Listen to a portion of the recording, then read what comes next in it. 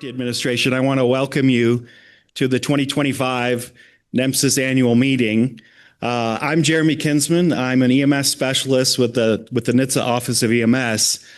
I'm really excited that we're going to be able to spend the next several days together. The team at the NEMSIS TAC has put together a really great agenda. I'm looking forward to the discussion on many important topics.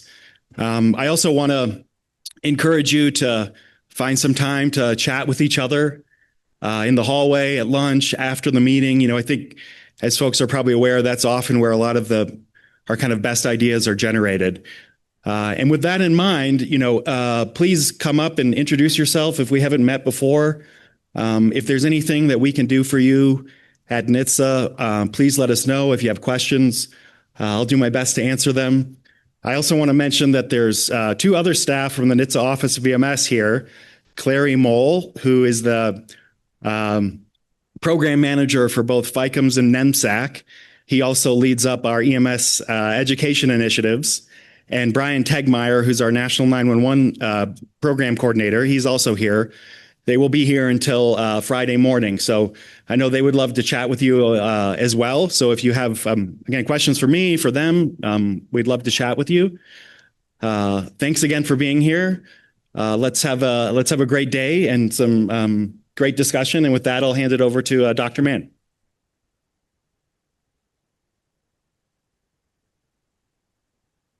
Good morning. Good morning. I want to thank everyone for participating in the 1 a.m. NEMSIS fire sale this morning. Thank you so much. I did get a chance to see some pajamas that I'm going to jump on Amazon later and get me a copy of those. They were great. Great to have you here. Wow, what a interesting year this has been for NEMSIS already. We've had great discussions yesterday about how flexible we've had to be this year and how we have pulled together to really accomplish monumental things with the obstacles that were placed in front of us. So it's an honor. Again, I was talking briefly with Greg over s'mores, I think on the first night, and I think in some form this is the 22nd kind of gathering of folks to try to talk about putting together this thing called NEMSIS. So we have a great history. I'm going to cover some logistics to begin with. For folks who are just coming into town, remember you're at 7,000 feet. This is high. And if you're experiencing nausea or headache in any form at all, drink lots of water. That can be incredibly helpful for that. Bathrooms are just out to where the front foyer is, near the elevators. The AED is found there as well. We'll be talking about the evening activities in just a moment. So we'll go through those. You'll notice we have some evaluation barcodes that are present on your tables. Also a QR code for parking lot ideas.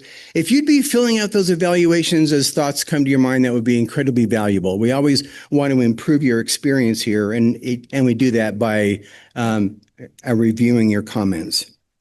Also, I think we talk about this a lot. I mean, the ground rules here are that we come together as an industry that our purpose is to improve our ability to tell the story of EMS. And secondly, and just as important, improving the experience of our providers in collecting data. That's all we're here for, right? So we kind of ask that everybody take off their business hats, their political hats, and we come together and decide how we can make NEMSIS more efficient. I'm incredibly proud of all of you, right? I mean, we closed out the 2024 data with over 60 million EMS activations collected in 2024. That we've talked about it over and over again. The U.S. Census that runs the census would love to have a census as close to ours, right? I mean, it's just incredible that we basically collect all the EMS activations across this country, right? No need for inferential statistics. If you want to know what's happened in this country, just look at the data. I mean, it's all there. There's no sampling. There's no need to infer anything.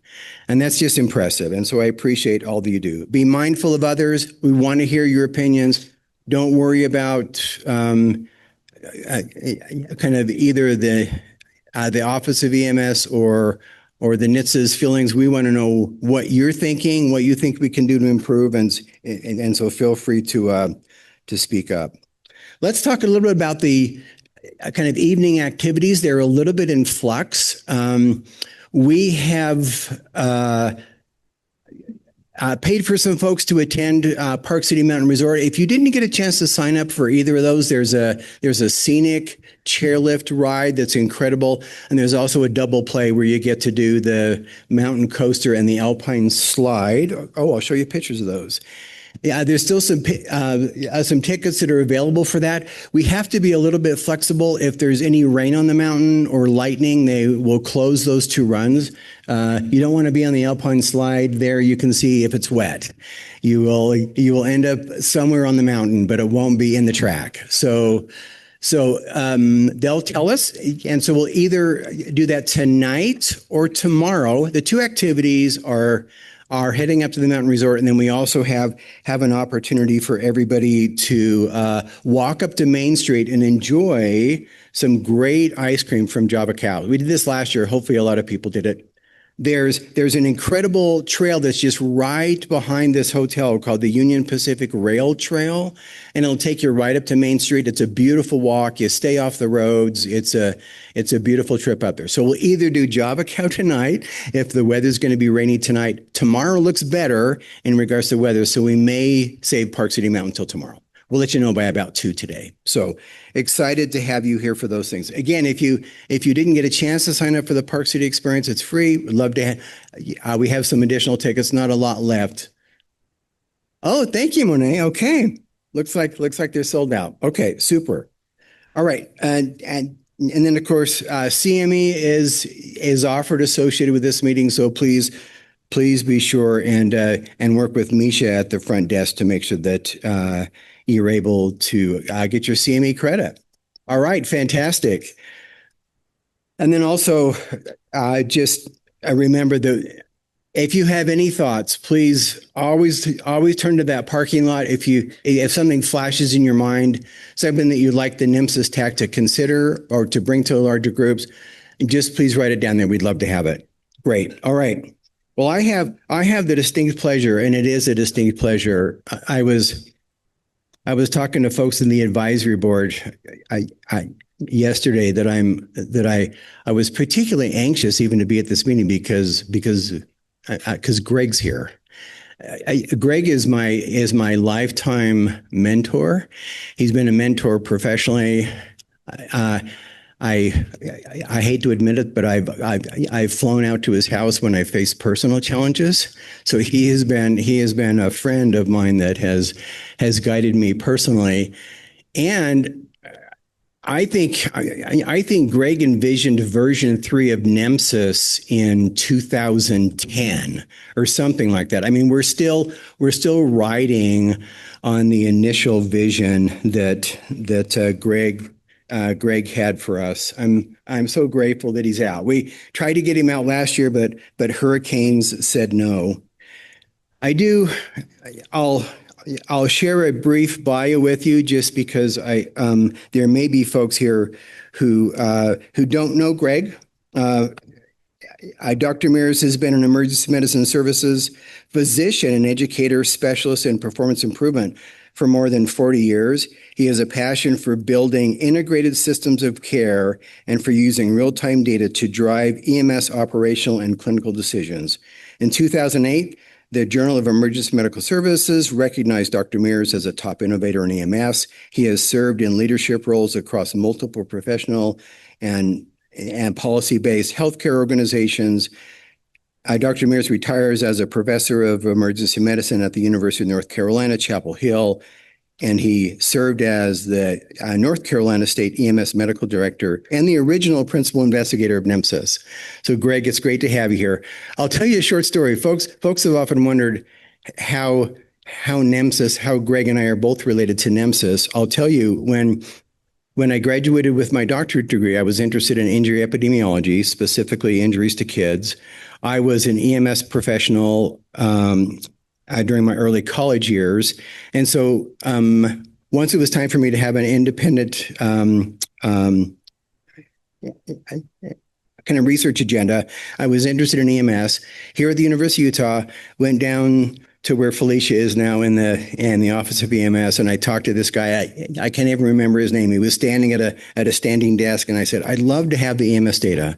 I'm a new researcher. I've got skills. I'm excited. I'd love to work with the EMS data. And he said, oh, that's great. That's great. And he stepped away from his standing desk. And there was a microwave sized box full of floppy disks that had data that every EMS agency was supposed to report for the last 3 years. And he says, here, take this box. That's great. We'd love to have somebody do this work because we're not going to do it. So I recognized and was incredibly interested in doing research in EMS. I heard about what Greg was trying to do to kind of organize and provide a standard for EMS care. My chairman at the time was Mike Dean. I said, Mike, can you provide some money for me to shadow this guy named Greg Mears? He's got this cool idea. Can you help me do that? And he reluctantly, if anybody knew Mike, he was like one of the most stubborn people you've ever met in your life. And he reluctantly said, yeah, we'll provide you some funds to travel. So I shadowed Greg around when he was initially trying to bring states in. We had, I think in 2003, there were 3 states that participated in NEMSIS, and we collected 300,000 records from 3 states. All 3 states were Greg's friends, right? And that was the beginning of NEMSIS. So I've been incredibly blessed. Oh, now it's not wanting to change here. I've been incredibly blessed to be part of Greg's life and part of NEMSIS, I think, since the very beginning. This is to give you an idea just what's happened with the logos over the years as we've kind of worked together. One personal note about Greg that maybe I'll just bring up real quickly. Maybe folks will remember, I know Greg had a health scare a couple of years ago, and of course, folks across the entire country were incredibly concerned. Our good friends at Beyond Lucid published an article in GEMS about that time, and I loved what Jonathan Fite said, and I agree. He, at the end, I think it's the last sentence of his article in GEMS. He had a chance to meet with Greg, he and Chris. He said, we talked some strategy, some medicine. We dreamed aloud about what could be if the industry would get out of its own way and express optimism that it would eventually. We contemplated ways to move motivation along together, but most of all, we just talked. And that's truly representative Greg. He's always been approachable. He's always been willing to talk, and he's always had that vision. And it's been incredibly impressive. And my life would not be what it is without him in my life. So Greg, could you come up? We have a small award for you.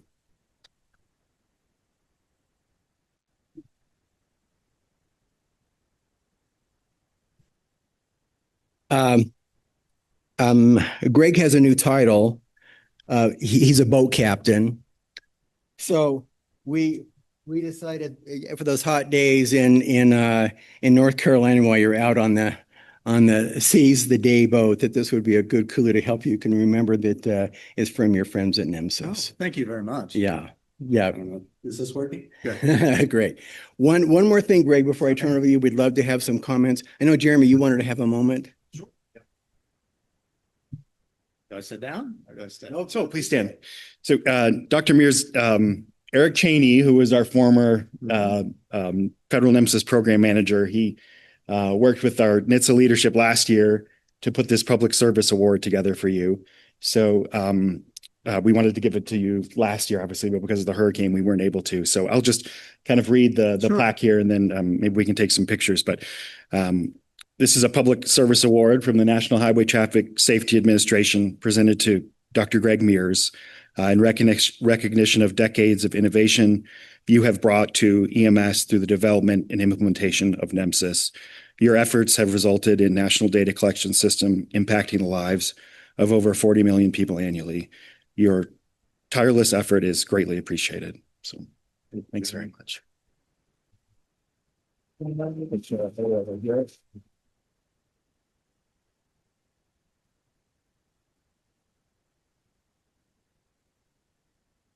we can't get Clay out of here without a picture. Sure. Especially his hat.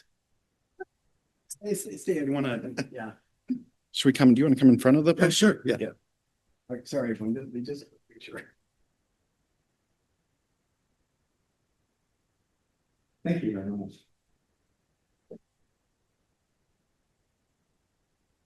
Okay, Greg, I think your slides are up and ready to go.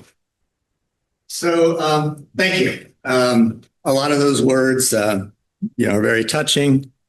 Certainly a lot of people in this room, Clay and Jeremy and others, have meant a great deal to me over the years. It's interesting how that quote of "we just talked" was brought up, because that was really, Clay asked if I wanted to kind of give an update on where I thought things were and where things might be moving with NEMSIS. I'm sorry, I'm going to shift things around a little bit while I talk to you. But also, I thought it was maybe important for us to just talk. And I can give you a bunch of science, I can give you a bunch of numbers, and a bunch of statistics, and I can probably make them say whatever that you or I would like for them to hear or would like to hear. But I thought I would just kind of reinforce some of the concepts that have happened completely unplanned for the most part, or they were certainly things that we hope to attain at some point in time. And I'll start just with a quick story on the way here. I was traveling in on Monday. I was supposed to get in about 11 o'clock or so. American Airlines, not to name any flight airline company, ended up getting me here about 2 a.m. And so I was in an Uber heading up the mountain. And of course, all of our roadway systems with all of our safety and other parameters that we have, they have their signs over the roads that give you warnings of things that are going on, whether it's traffic flow or whatever. And I thought, Clay, how did you do it again? Because I'm riding up the mountain, I'm 3 hours late, and flashing on the sign is silver alert, silver alert. So anyway, Clay's still looking out for me, trying to find the geriatric guy who was running 3 hours late. I'll tell you another story, and this is one's a little more risky, because if I tell you this, the odds are about 80% you won't remember anything else I say during this presentation. So that's risky in that it could be good. Then I started doing the math, and if I don't tell you this story, you probably won't remember 80% of the things that I say. So maybe not as big of a risk. But this highlights a little bit of some of the challenges that are unique to trying to manage and trying to convince a lot of people to believe in a movement and to believe in something that is critical to their future, and they may or may not even know that it is or why. And so I'll start this with a story. I was traveling from North Carolina, and I was actually coming out. This was, strangely enough, my birthday in July in 2003. And I was traveling from Raleigh, North Carolina, where I lived in Chapel Hill, to Palm Springs, California. And this was a meeting for HL7. And that was an organization by itself that was hard to unravel. They are a healthcare standards organization. But by saying that, they were also completely unaware of EMS. Very focused on the hospitals, very focused on trying to get to a standardized patient kind of record system, and trying to at least empower groups to explore the challenges that electronic health record system could have or could bring. And then how do you set up a system that you can address some of those things? So anyway, I get to the airport in Raleigh and get right up to the point of getting ready to get on this flight. And my plan was that I was going to fly from Raleigh to LA, and then there was going to be a small hour flight then from LA over to Palm Springs. So just as they're starting to board my flight from Raleigh, and there's notice, maintenance is on board. We all love to do. And so after about 30 minutes or so, they came back up and said, well, this flight is going to have to be canceled.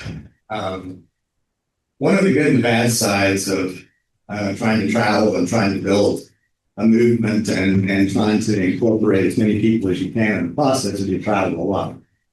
And so with American, I think I traveled, well, close to 3 million miles on American during that part of my career over the next plus or minus 10 years from that.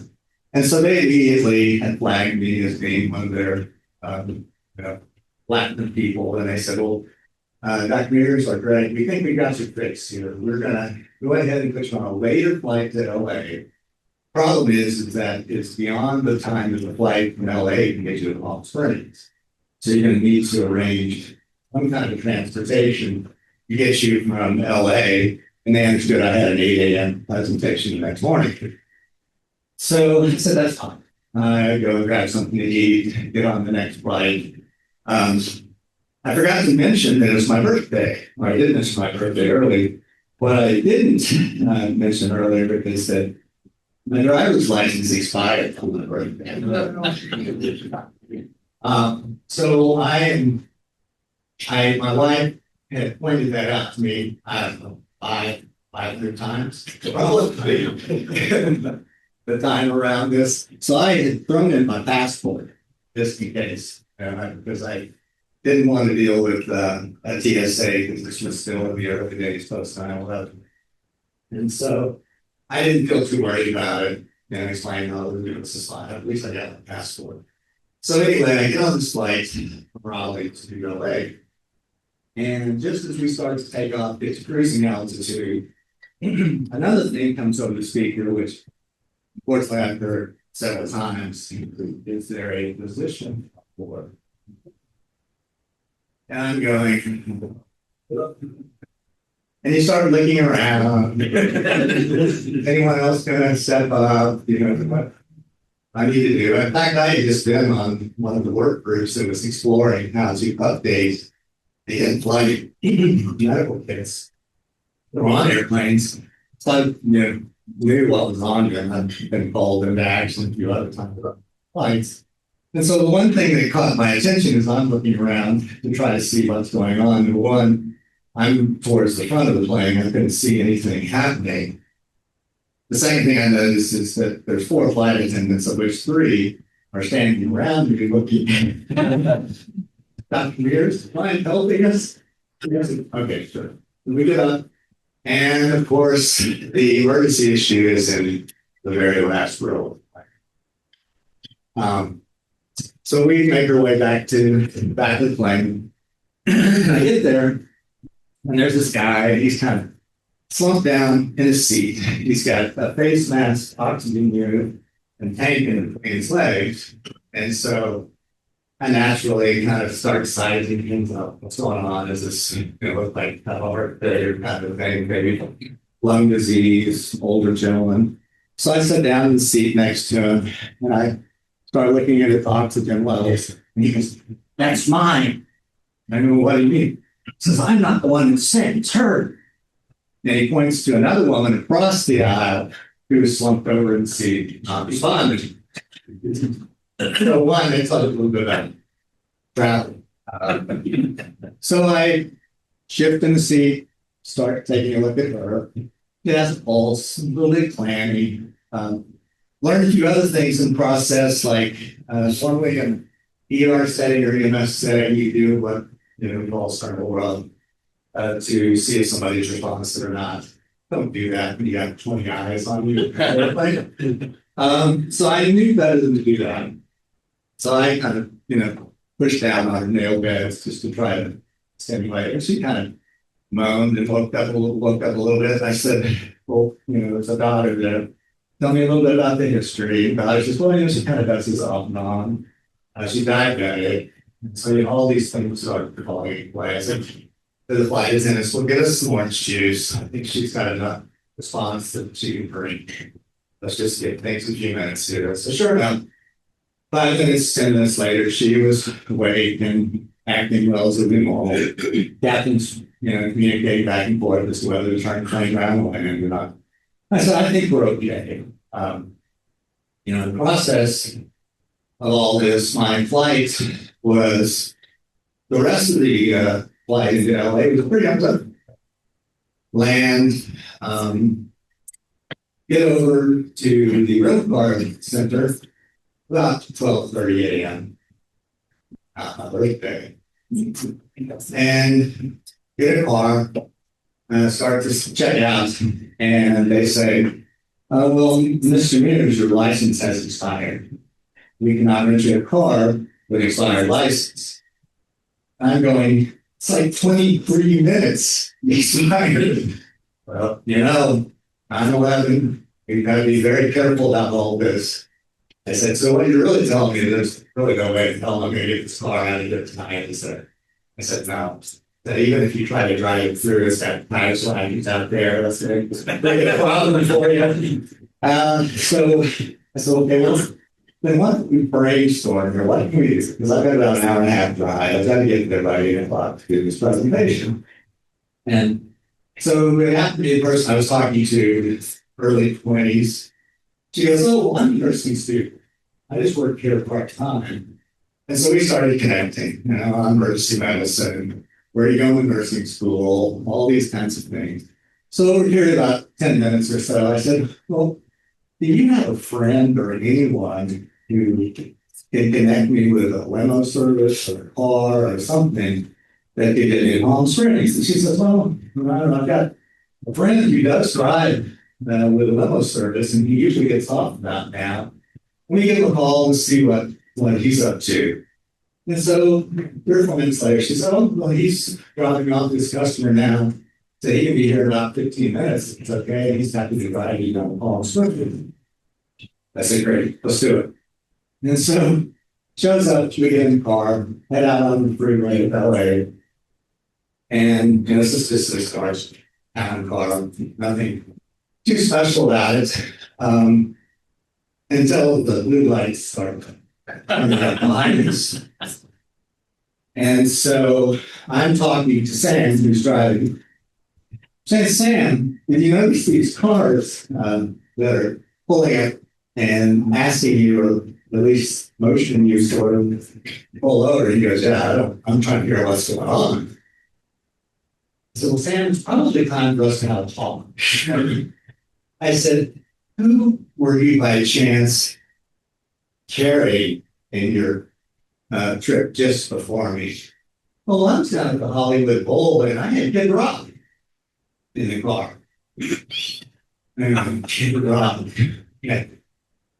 Was Kid Rock behaving a little more abnormal from his baseline, or was he nice? He goes, well, you took me really well. So, okay, Sam, I can tell you right now, I can't take you that well. Tell me a little bit more. So, who was with him? Oh, there's a couple of women, really beautiful women. I said, well, were they using drugs? Well, I tried not to pay a lot of attention to that. And I said, I didn't really notice anything. And so by that time, he's pulled over, and I said, Sam, you got a gun? Is there a weapon in this car? No, there's no weapon in this car. I said, okay. So they pulled us over, and normally the police officer comes up to the side of the car, and sir, can I see your license and registration? So not this time. They get on the bullhorn on the car. Everyone out of the car, put your hands on top of the car very slowly. I said, Sam, is there anything you're not telling me? So we get out of the car, and you notice that rather than law enforcement coming up to the car, they got their doors open, shielding themselves with weapons not drawn, but certainly their hands on them. So we very nicely put our hands on top of the car. And one by one, to each of us, they come up with one officer covering them and kind of do a frisk thing, ask for my license, and I wasn't driving, get Sam stuff. I got to learn exactly how many pieces a Lincoln Town car can be taken apart into over a period of about 20 minutes. So finally, about 30 minutes later, and by this time we had 3 cars. I was a little bit worried because I thought one of them had a canine drug dog in it, but didn't. They came out and they said, well, we're sorry. There was an incident. We heard there was a car similar to this in the area, and that we were responding based on that. And I said, okay.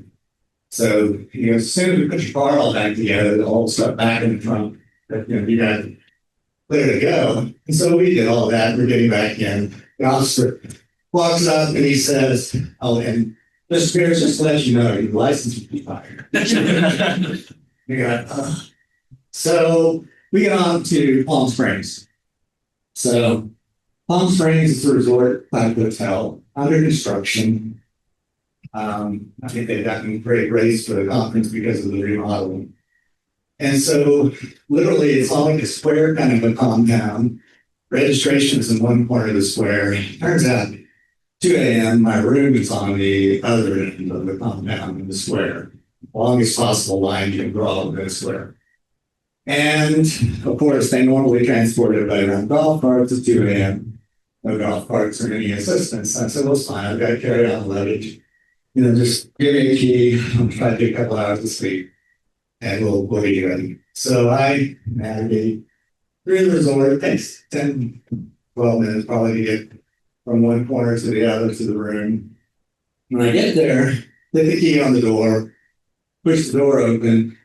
It's locked with a safety lock on the inside. So, clearly somebody's in the room, not me. So I pick up my cell phone because I'm not really excited about walking another 10, 15 minutes back to the front desk and no cell phone coverage. So I finally back up about 100 feet or so, get cell phone covers. And the sound code, they said, well, fine, we'll send a security guy around with a golf cart and we'll get you a key to another room. And so sure enough, 5 or 10 minutes later, the security guy comes in, says, your room's just a couple of rooms up from the one you had. So he opens the door, get in the room. About the time the door opens for us to go into the room, the door of my original room opens. A woman runs out naked except for a towel covering her front. Very closely followed by a guy only in boxer shorts carrying all of their clothes across the aisle or across the hallway into the stairwell. And the guy says, oh, yeah, I recognize him. He works here. And so I just kind of said, all right, what a great story to experience. I still got a presentation today, Claude. I've now been told by so many people my license is expired. And let's get started on this. So that story tells you a lot. And I wanted to kind of spend a few minutes talking through some of that. One of the very first presentations that I did, trying to communicate the need for EMS to be considered a part of healthcare, was about 1997, 98, and it was our state EMS conference in North Carolina. And I had titled the presentation, Evolve or Die. I think I actually called it Mutate or Die, but politically correct these days, probably Evolve or Die is better. But anyway, I started that. I like Gary Larson, Far Side, with this cartoon, which basically says, the picture's pretty bleak. The world's climates are changing. Mammals are taking over, and we've got the brain the size of the walnut. And I think that there was a lot of truth in that you could summarize. And one of the things that I wanted to try to go through with you just in a few minutes here is sort of where we've been with NEMSIS, where we are now, and really where things are likely going. This presentation is really not about me. I may say I may, refer to things that I did, but this project was never Greg. It was a movement. And there were points and times to where the movement needed to have an education and a definition and an understanding of what EMS was, why it was important, and then why we should all get behind it. And a lot of that came down to really defining something that is not so much right or wrong. It was this concept of consensus. I was taught by Bob Bailey, who was a state EMS director at the time that I was hired as a medical director, to pitch a big tent, to invite everybody, to include everybody, give them an opportunity to be a part of that movement. And in order to do that, you had to do what was called consensus, or you had to agree to consensus.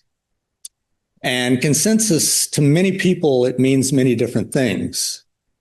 To some, it means that you've all got to agree, it's unanimous. But the reality is consensus is not unanimous. Consensus is being educated, understanding what the issue is, and being willing to move in that direction, understanding you don't get everything that you want, but you can get what is important to you incorporated in that process. And a result, we can all do much more together than you can ever do by yourself. And so this evolve or die concept was one that really, to me, was a defining factor in what NEMSIS was able to do. It pulled together organizations from everywhere, every walk of life that touched EMS.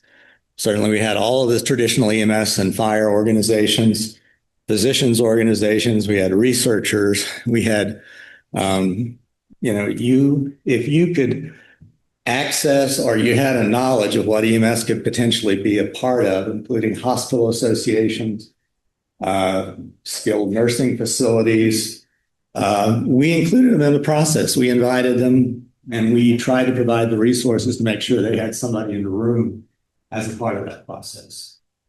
And so a lot of this fell back to this concept of the EMS agenda for the future. Now, this is based on the 96 version of the EMS agenda for the future. And it was the concept that EMS is an intersection of healthcare. It's an intersection of community and public health. And obviously, it's an intersection with public safety. And that if we wanted to make a difference, especially on the healthcare side, and to a great degree in the public health side, we had to understand that we were a part of this inseparable triangle. So we did include law enforcement in this process along with fire. And what we learned was that if we originally wanted to focus on EMS from two large perspectives. One was patient care. And we understood, and even the EMS agenda draws out the line that patient care can't be separated from the response component of it with EMS. So how a service performs, the quality of the people and the providers and the patient are intimately linked, and that you can't be successful without making sure that you address all of those. So we really focused on two things very heavily. One was the patient, two was the provider, and then the third was understanding that system of care that had to envelope it all to make it work together.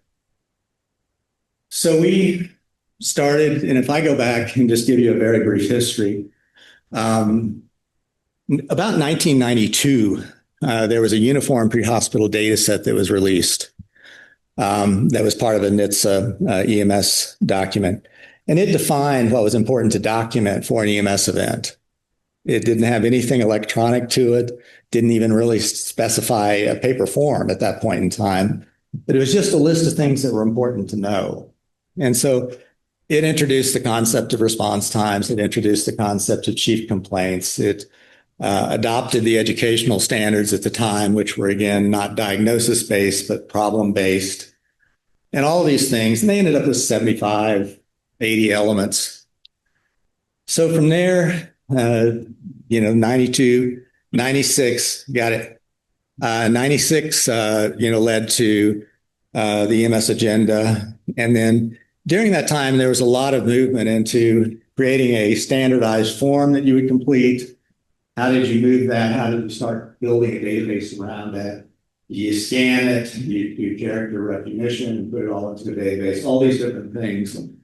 And it brought up this concept of really, how do you implement some project like this at such a scale? And really, this is a very simple methodology of any successful initiative. Doesn't have to be healthcare, doesn't have to be, data, it can be anything. Is that every project starts with an idea, and that idea has to incorporate all of the potential challenges and issues that are going to have to be successfully navigated for the project to work. So what we were doing in the 90s was building that idea. And we got to the point that we could define a data set. We got to the point that we knew we had to collect it in a uniform way. We needed everybody to have definitions that were common so that when you did group it together, it would mean the same thing, ideally everywhere. And then you had to have an easy way for that to function across different layouts of organization, of structure, of finance, of IT, of all those different things. And so once you had the idea, then you had to look to see, is the technology there to allow that? And initially in 92, it wasn't. We couldn't take a paper form and we couldn't get it into a usable system. Even in the late 90s, there was better technology with character recognition. There was the beginning of the internet. There are all these things that were there, but not in a way that you could create a system that would be easily accessible by everybody in a cost-effective way and lead to useful results. But finally, about 2000, it flipped. The internet came alive. The concept of defined data movement with XML. I was teasing Josh, I'm not sure what he's sitting in here, but about, being Mr. Schematron. And there's an interesting story, behind that. And Clay mentioned, his degree and moving from Oregon to Utah, and Josh and Clay, I think, having an earlier relationship, that we needed somebody that could help us understand what Schematron's potential and capabilities were. And now we've all, for better or worse, witnessed that through NEMSIS. But all the technology had to fit. And so we were finally in an opportunity to where a web-based solution could be possible.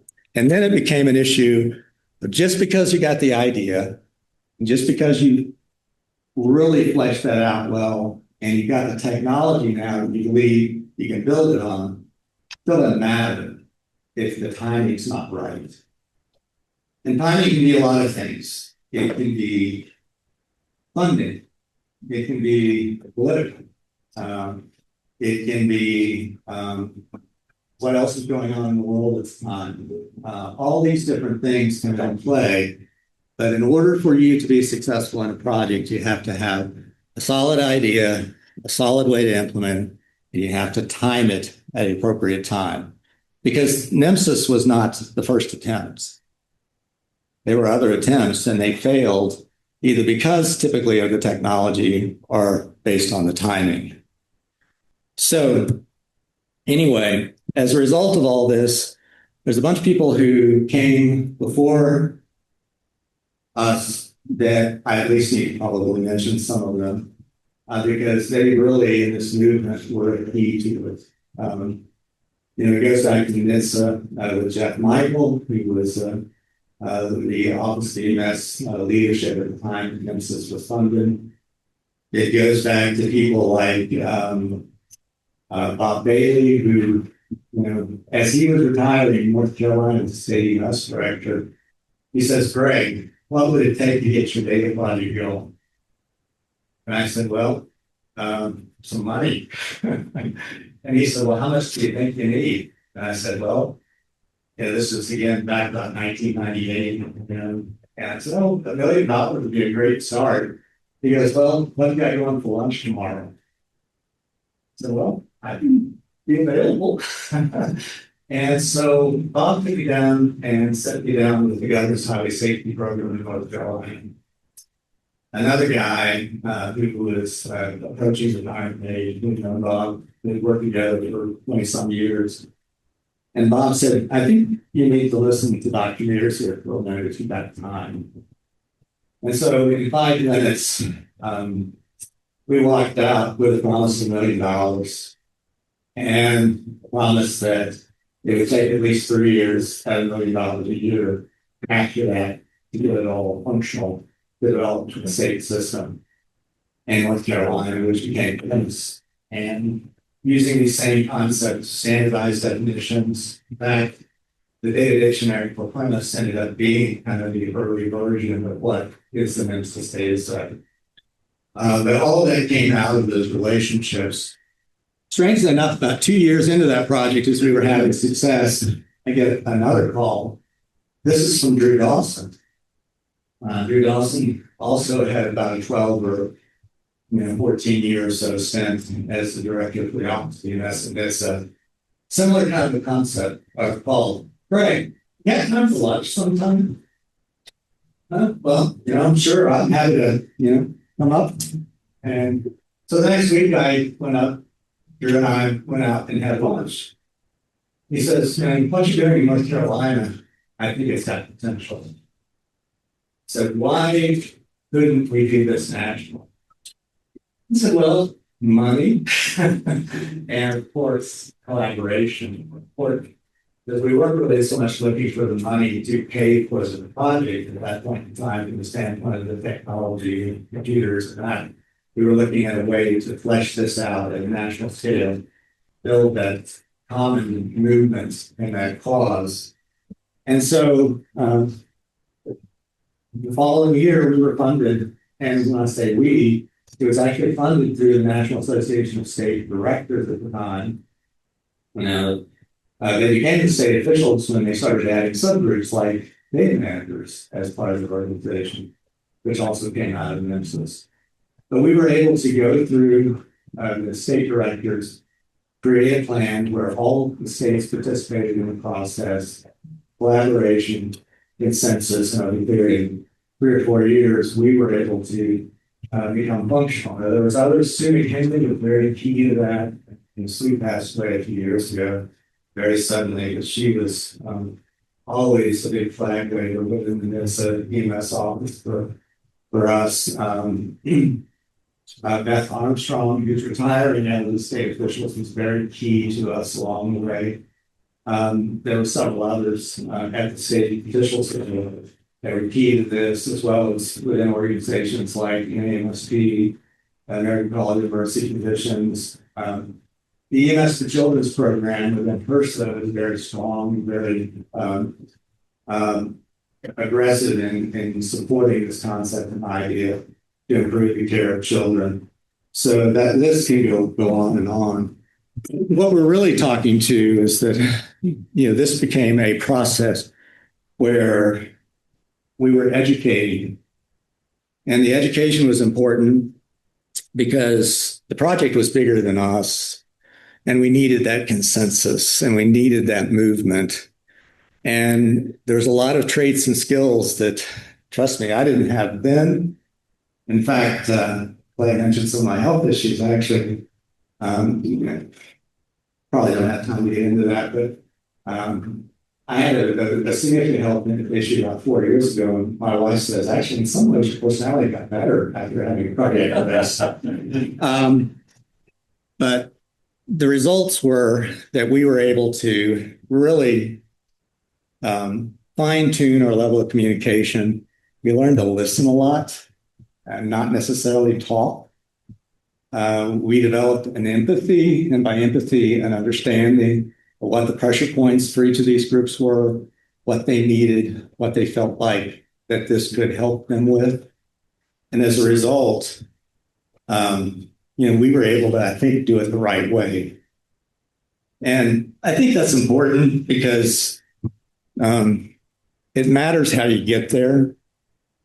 And if that doesn't matter to you, then it doesn't really matter sometimes if you get there. So it's important for us to understand and to adopt that. And just a couple of minutes and I'll close in here. I think one of the things that I've had to do is I've had to step back from things health-wise. My health is fine right now. That's great. But in the process, you think a little bit about what have you done? Does it really make a difference? Where does it stand? And historically, legacy was building, put your name on it, history, name that, all these different things. Not in today's world. Legacy is not something physical. A legacy is not something that you put a line in the sand and then you move on and it's always there. And I kind of bring up this footprints in the sand kind of concept that a lot of people will say you stood on people's shoulders, the shoulders of giants, all those different things. And we all do that. But I think what the legacy ends up being is that when my footprints end, when Clay's footprints end here, there's still going to be a set of footprints. And so the movement continues. Newton's law says that emotion is inertia. A body in motion stays in motion in a straight line until some opposing force redirects it. And that movement is going. Your challenge is to redirect that as that vision, as the technology, and as the timing allows, make sure those footprints keep moving down the line. And that's where it's, I think, all of our legacy and all of our strength as we go through this. Just 60 seconds of where things are going. And it's not so much where things are going, but issues we need to be aware of. Certainly, there's been a lot of talk about automated intelligence, AI, and its ability to impact and analyze this very large set of data that we are now holding and can use. We need to be aware of that. We need to try to figure out what the plan is, what the best way to use that for NEMSIS would be. We need to understand that right now there is an attack on the integrity of data and science. Numbers want to be reflective of what the perspective is of some of the policymakers and things that are in play right now. And we should never discount data. We should never discount science. And we need to make sure that we hold true to that informed in our mission as we move down this path. Healthcare security is going to be big. And that's not just the provision of healthcare, but it also tilts over into privacy kinds of concerns as more and more of our population ages, as we're in data systems and these electronic record systems become more pervasive and prevalent and be used for all kinds of things beyond healthcare. We need to be aware of what those potentials are and make sure that we stay true to the mission. And that's, again, supporting quality care, patients, providers, and a system. And then finally, EMS is always going to be a safety net, just like emergency medicine. It's the place you can always call, you can always get a response, and you always get somebody that cares.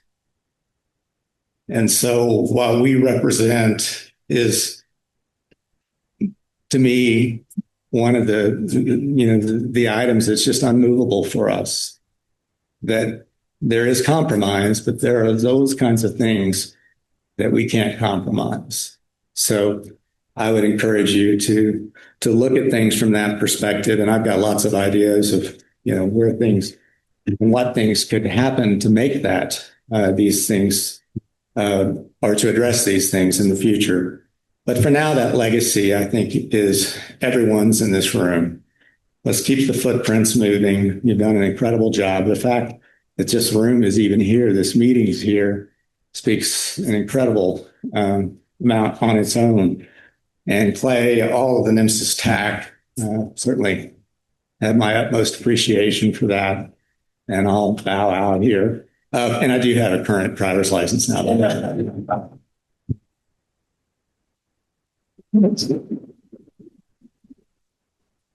topic here, and I'll just kind of get to our PowerPoint set up, is going to be the landscape of blood product administration now and into the future.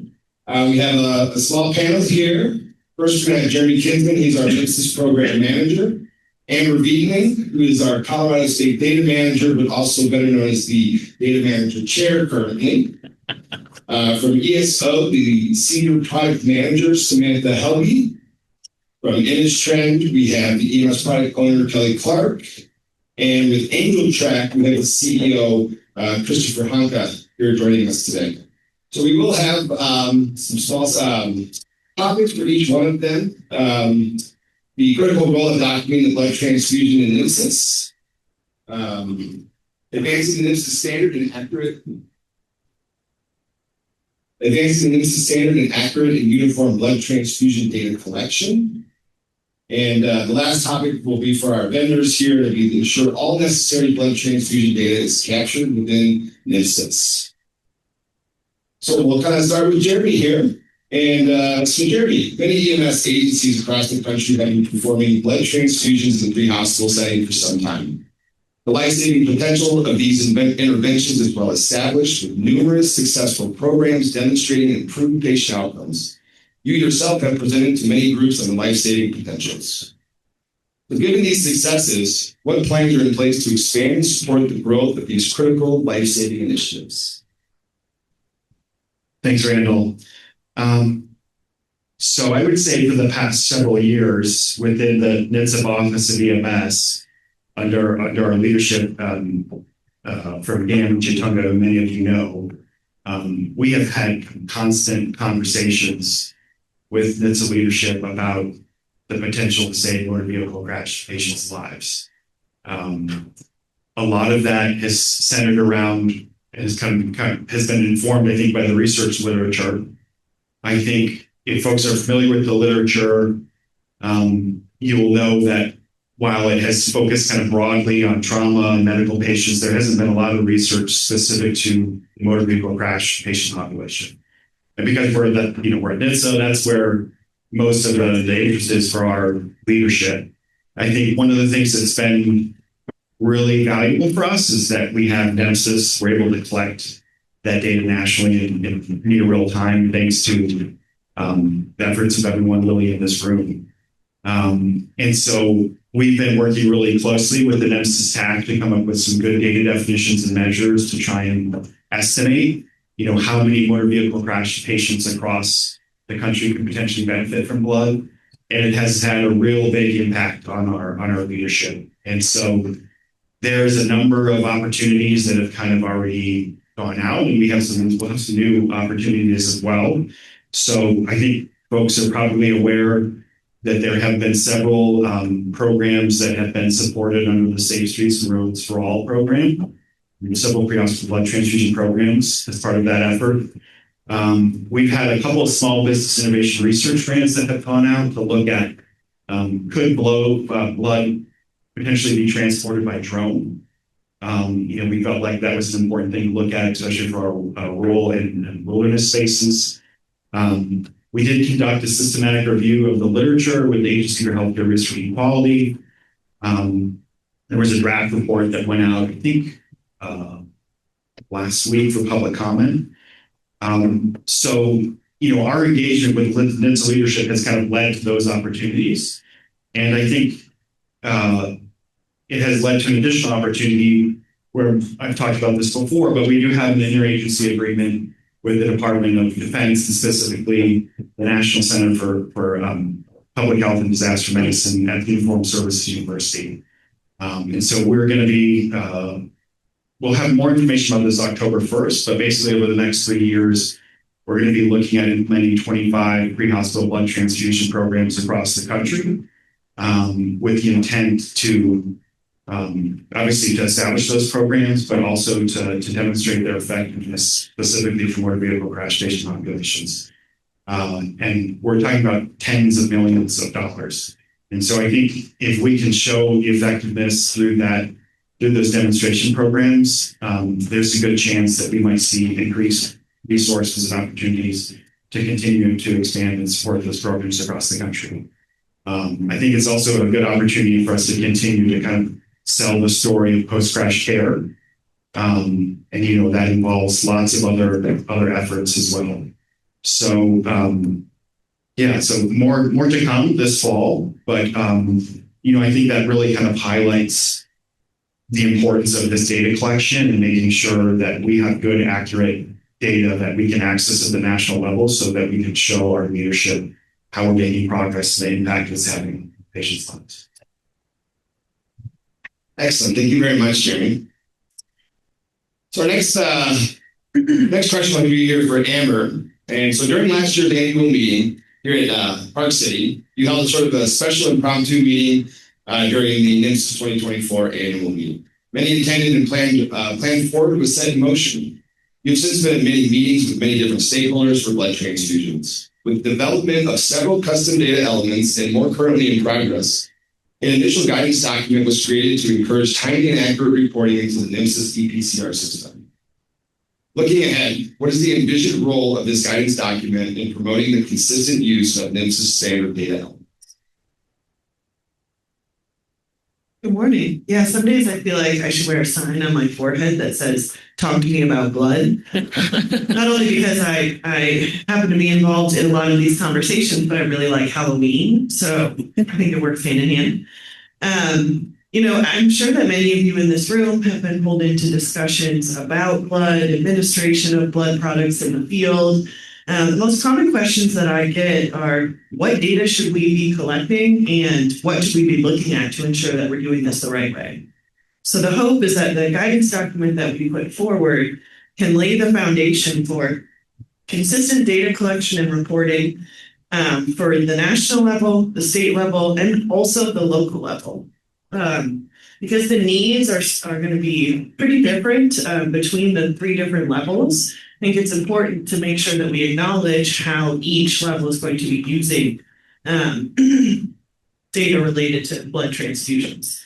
At the local agency level, you're focusing on continuity of care and patient safety, making sure that your folks are following protocols appropriately. There are also plenty of obligations to hospitals or blood banks to make sure that the blood is being stored appropriately, that you're verifying patients.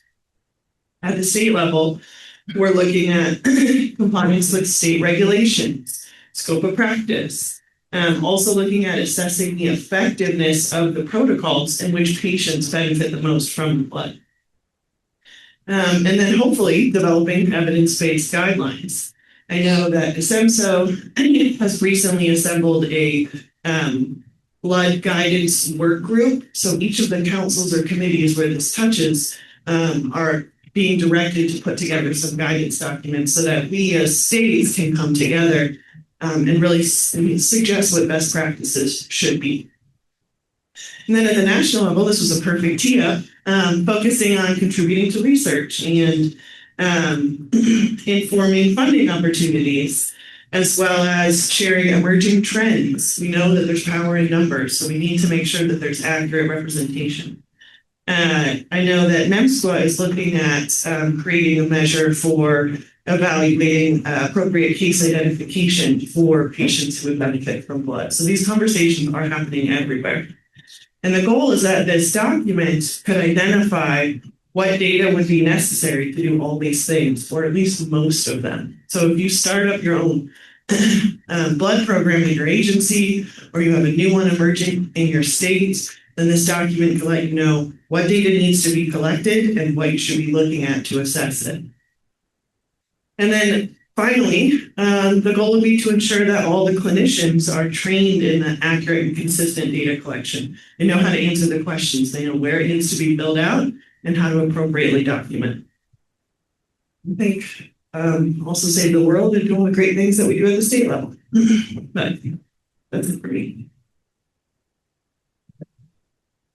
Excellent. Thank you very much for that, Amber. So our next questions are going to be for our vendor representatives. We would like to give each one of them an opportunity to answer each one of the questions. So the topic here will be ensuring that all the necessary blood transfusion data is captured within NEMSIS.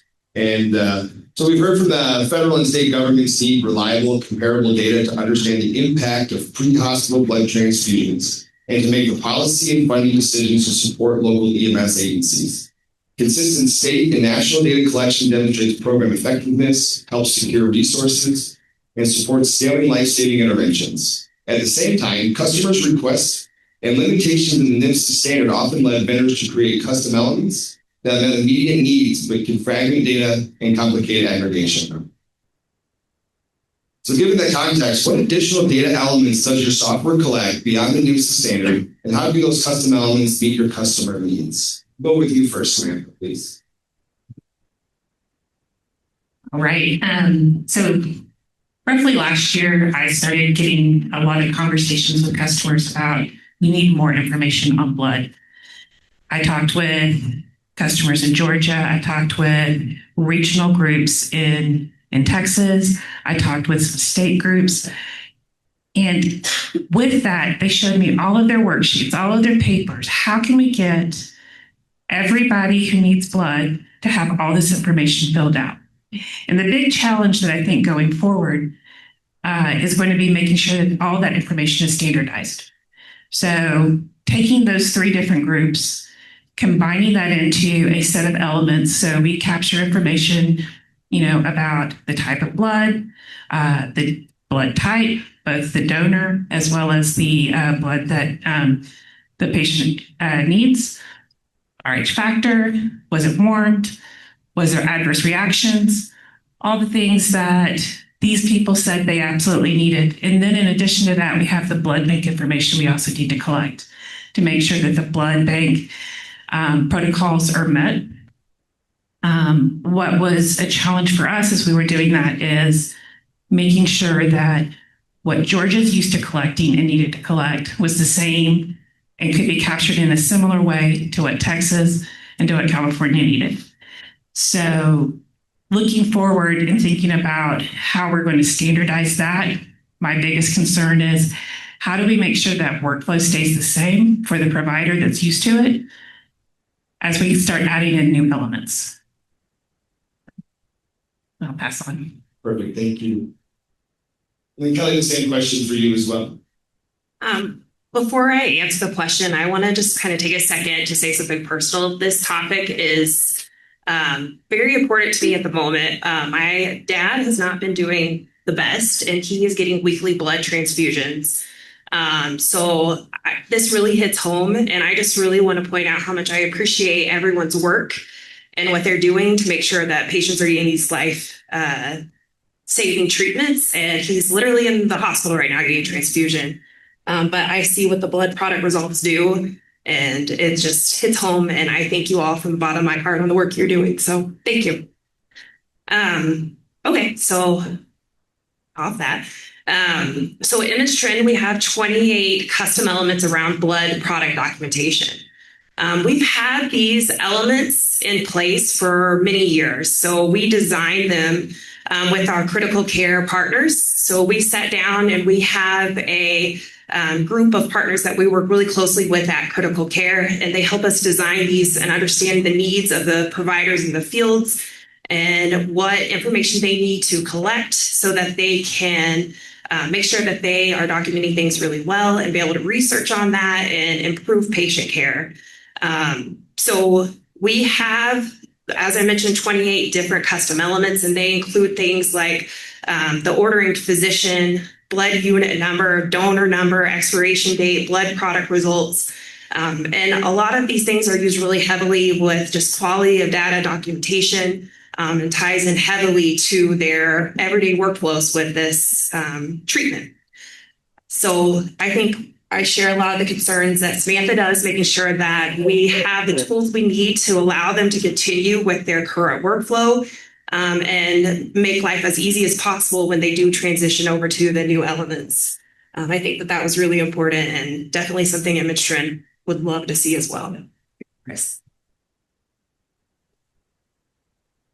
I want to thank the tech for the opportunity to be here, and I want to give all the credit for the system design to Caitlin. I'm sure many of you have worked with her and emailed with her quite a bit. Most of the additional data for blood products we collect by extending our narcotics tracking system that's built into the workflow of the agency. so that when the provider goes in to document on the PCR minutes page, it automatically links that file record. So that includes things like the lot number, unit number, blood bank, and or manufacturer, inventory records, standard elements about that unit of blood. And then when the crew goes in to document on the PCR medications page, we emit all that data in the custom results fields. We do have a blood product specific page as well for those agencies that want the more advanced data tracking, but we do push our users to implement a narcotics tracking workflow for those units of blood. Excellent, thank you for those. So we're kind of the next part here. Before NEMSIS version 3.5, the standard had limited ability to document pre-hospital blood transfusions, and many vendors created custom worksheets and elements to capture these interventions. We respect those vendors' customer relationships and the practical solutions provided. But as pre-hospital blood programs expand, state and EMS communities increasingly need standardized NEMSIS elements to support national analysis, policy, and operational decision-making. What are the primary business and technical barriers to moving agencies from custom worksheets or elements to the official NEMSIS standard for documenting pre-hospital blood transfusions? Are there approaches that would let agencies keep their workflows while still capturing the data in standard elements? Kelly, you go first this time. Thank you. Thanks. So there absolutely will be some technical difficulties to moving them over to the new elements, depending on how they are built and how they are implemented. So I will start with the gender and sex fields. Those were built very similar, and it was really easy to give us the flexibility we needed to be able to map some of that legacy data into the sex field. It also gave us a lot of leverage in how we export out that field because the structure of those elements are so similar that it wasn't hard to make those changes. The difficulties come in place when you are taking one element out of a group and adding it to a new group. That's technically difficult to do, to make sure that we're managing the legacy data the correct way, to make sure that they still can keep the current workflow that they have. It is a heavy lift to be able to pull all that together. And it also adds in complications when that field is going from like a single select field to a multi-select field, or we're adding pertinent negatives or not values. That always adds a layer of complication if the legacy field that they're moving off of doesn't have those same features or functionality. So it really does depend on how these new fields are released and the structure of the fields, and what options are available on the technical side to really make it successful. So from ImageTrend's perspective, we will definitely need the time to study how they will be implemented at the national level and work with our developers to really see what options are available to make the transition as smooth as possible. Excellent. Thank you, Kelly. And we'll go to Chris next. That was the genesis behind the design of extending our narcotics tracking system. Is that system includes a lot of the workflows for maintaining records of those vials, and those same workflows can be directly applied to maintaining records of those units of blood. We push our customers to store all of the units of blood inside that system, and then the only way they can document the administration of that blood is via the PCR medications page, which solves the issue of getting the data to the state. Obviously, there are custom forms, custom workflows that will need to be replicated, and inevitably there will be changes to that workflow and the design of that system to accommodate our complex customer needs. But we feel that the tight integration is the best way to handle this complex issue. Thank you, Chris and Samantha. So to kind of follow up a little bit on what Kelly was saying, I think one of the key things that's going to be a barrier is taking a existing custom element and making it standardized. And if there isn't enough similarities, how are we going to report over time? And so thinking through that agency or the state or the region's ability to report on blood being given to patients and their outcomes, we need to make sure there's consistency across so that that reporting stays there and we can give accurate information. The second thing that I see as being a real problem here is going to be the retraining of the providers in the field. If they're used to a certain workflow on documenting, and we're either going to have to fragment how they document and have information in different places, or we're going to have to repurpose things, it's going to cause a lot of challenge, and there's going to be some friction as well as difficulty in getting everyone on board with the new process. Excellent, thank you. And so for question number 3, the NEMSIS Data Managers Council decided not to recommend national Schematron rules for blood transfusion documentation for the inclusion in version 3.5.1. Instead, NEMSIS TAC is developing a pseudocode for the validation rules to share with the vendors and states. The DMC will survey states about implementations, review feedback, and later make recommendations for those national Schematron inclusions. Just a quick reminder for everyone on those Schematron rules. We were sort of, if e-procedures was equal to transfusion of blood, we only wanted that to occur once in the record. If the e-procedures 03 is transfusion of blood, the number of attempts cannot be greater than 1. If a procedure is a blood transfusion, then we are asking to have the selection of one of the medications for the blood type. And if e-medication blood type is selected, then you must include the procedure of the blood transfusion. So Chris, we'll go to you first. From your perspective, what are the main concerns about adopting Schematron validation rules for blood transfusion documentations? How have vendor coordination, technical complexity, or state-level processes affected your experience? The biggest problem that we've seen is for Schematron rules written about blood products targeting e-custom results node. Those Schematron rules very often are not mapped properly to the specific e-custom results node that triggered the rule. So very often it's very difficult for the PCR in the UI to show to the end user the specific field that's causing the problem. We've seen that issue quite a bit, not just about blood products, but as these rules become more and more common, we want to really highlight that if the rule is able to identify the specific node, it's much easier for the clinician and for the EPCR to troubleshoot the specific error and go and fix that validation problem. Thank you, Chris. We'll go to Samantha next. I think my question back to you would be, what is the goal behind the Schematron rules? Because it feels almost like it is trying to enforce a clinical protocol that might be best at different or a local level. And I remember a pretty spicy conversation last year around the idea of limiting procedure to one. One, that's a big challenge to us as a vendors and how we make that limitation.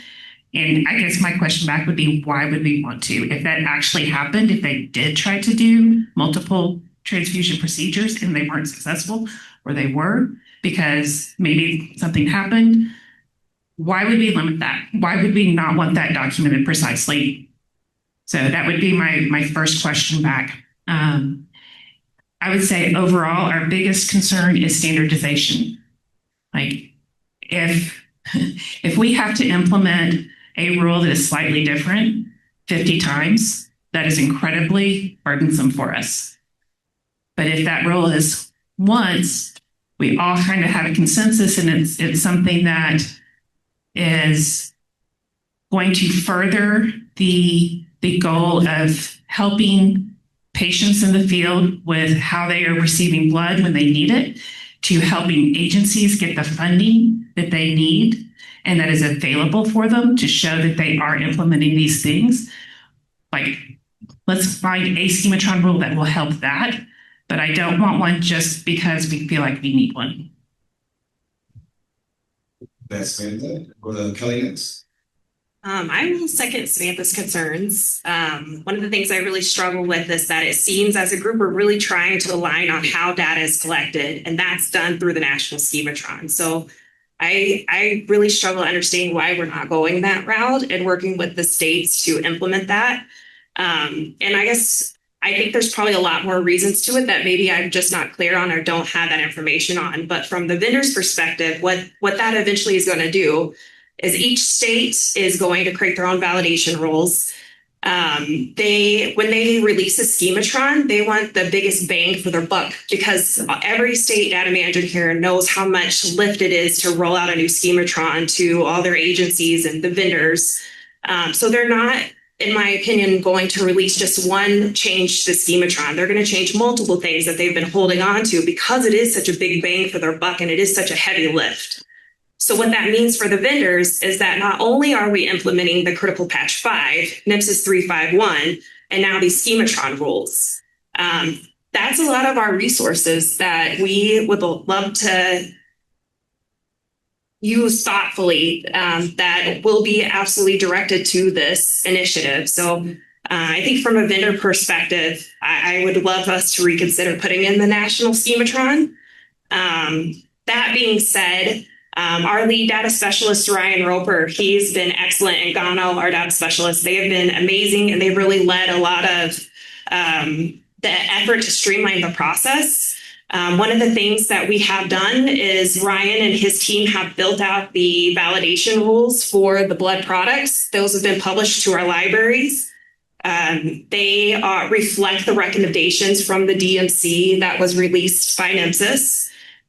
We've also built a Schematron that reflects those validation rules, and our hope, considering when we work with each state to decide how they want to implement this, is that we could take this very standardized Schematron and apply it to every state system, and it will be a very smooth, easy transition, which also means that potentially there could be 3 Schematrons for each state. So there'd be the national, the state, and now this blood Schematron because we're trying to solve it at a national level. So that's kind of our thoughts on the process. We are looking forward to making it as easy as possible, not only for states and vendors and agencies to transition, but there definitely is some thought that needs to go into it at all levels. So pass over to Chris. Yeah, Chris, you already answered correct. I did. So we have just a few minutes left, and we just kind of want to open it up to our audience here. And so after all we've heard today, does anyone have any questions for any of our panelists? Raise your hand.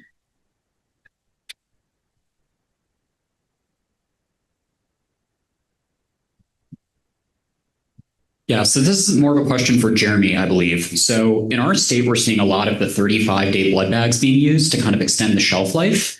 And I was wondering also for our vendors, are there any custom elements y'all have created for tracking if it was a 21-day blood bag or a 35-day blood bag?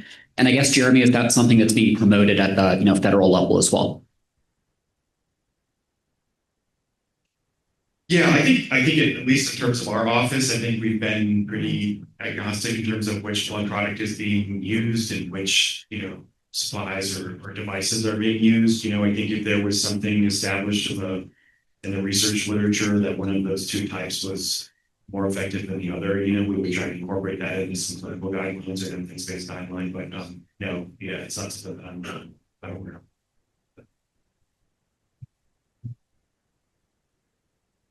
You guys have a mic down there. Do you want to repeat the second part of your question for the vendors? Yeah, so I think the question for the vendors is there a custom element currently available looking at the blood bag that was used, like if it was a 21-day bag or a 35-day bag, or are there any potential plans for that, in the future? I don't think we currently have that in our data set that I'm aware of. I know we have an expiration date. So if it is 25 days, you can collect that this expires in this date. I would say that we are open to building that if that's something that the DMC finds important, and we should actually build that.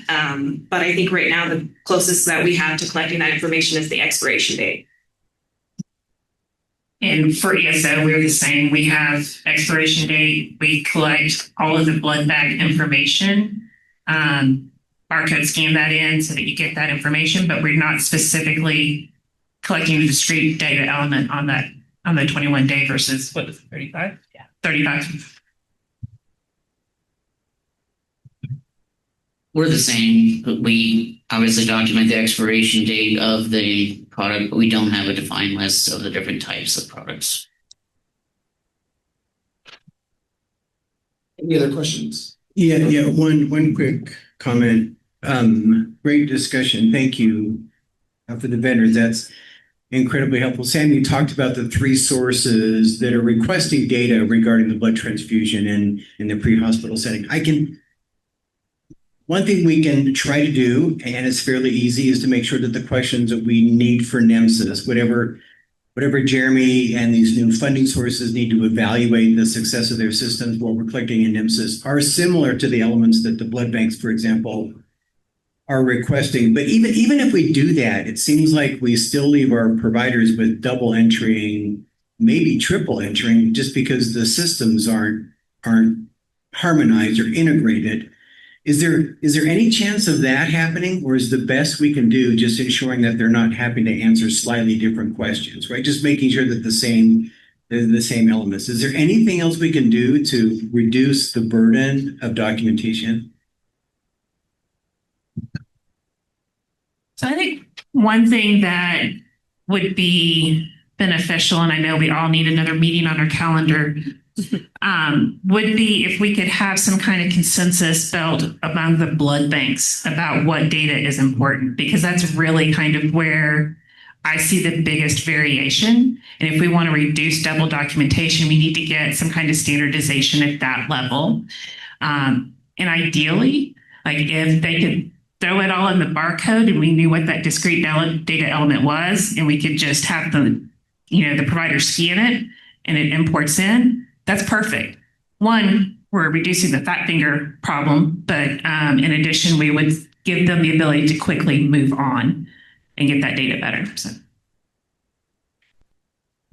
We have tools in place that will help take the information from the blood bag and then parse it out into those elements as well. And I think that helps a lot, and it's very appreciated from the crews in the field.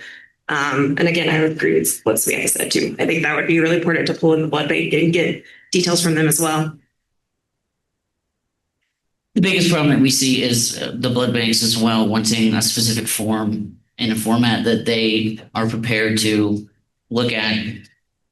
We have implemented the workflow similarly so that they can just import the blood bag and all the data is connected to the e-medications record. But the standardization of the output data that reports the blood banks want would be critical. Excellent, thank you. Any other quick questions from the audience? So we do also ask if you have any additional questions for any of our panelists, that you can submit a help desk ticket through NEMSIS. They will work that process to make sure that that question gets to the appropriate person. I thought today was a really great discussion overall. And I'd just like to thank everyone for being here. Great collaboration between the two. We always work well together, and it's great to hear those vendor opinions so that we can continue to work together. So thank you very much for participating in our blood panel discussion today. Thank you. Yeah, thank you.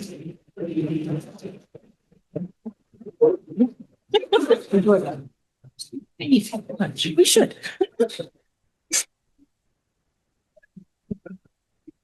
All right, folks, we have a 15-minute break. So go ahead, stand up, stretch, and renew your coffee. We'll be back in 15 minutes.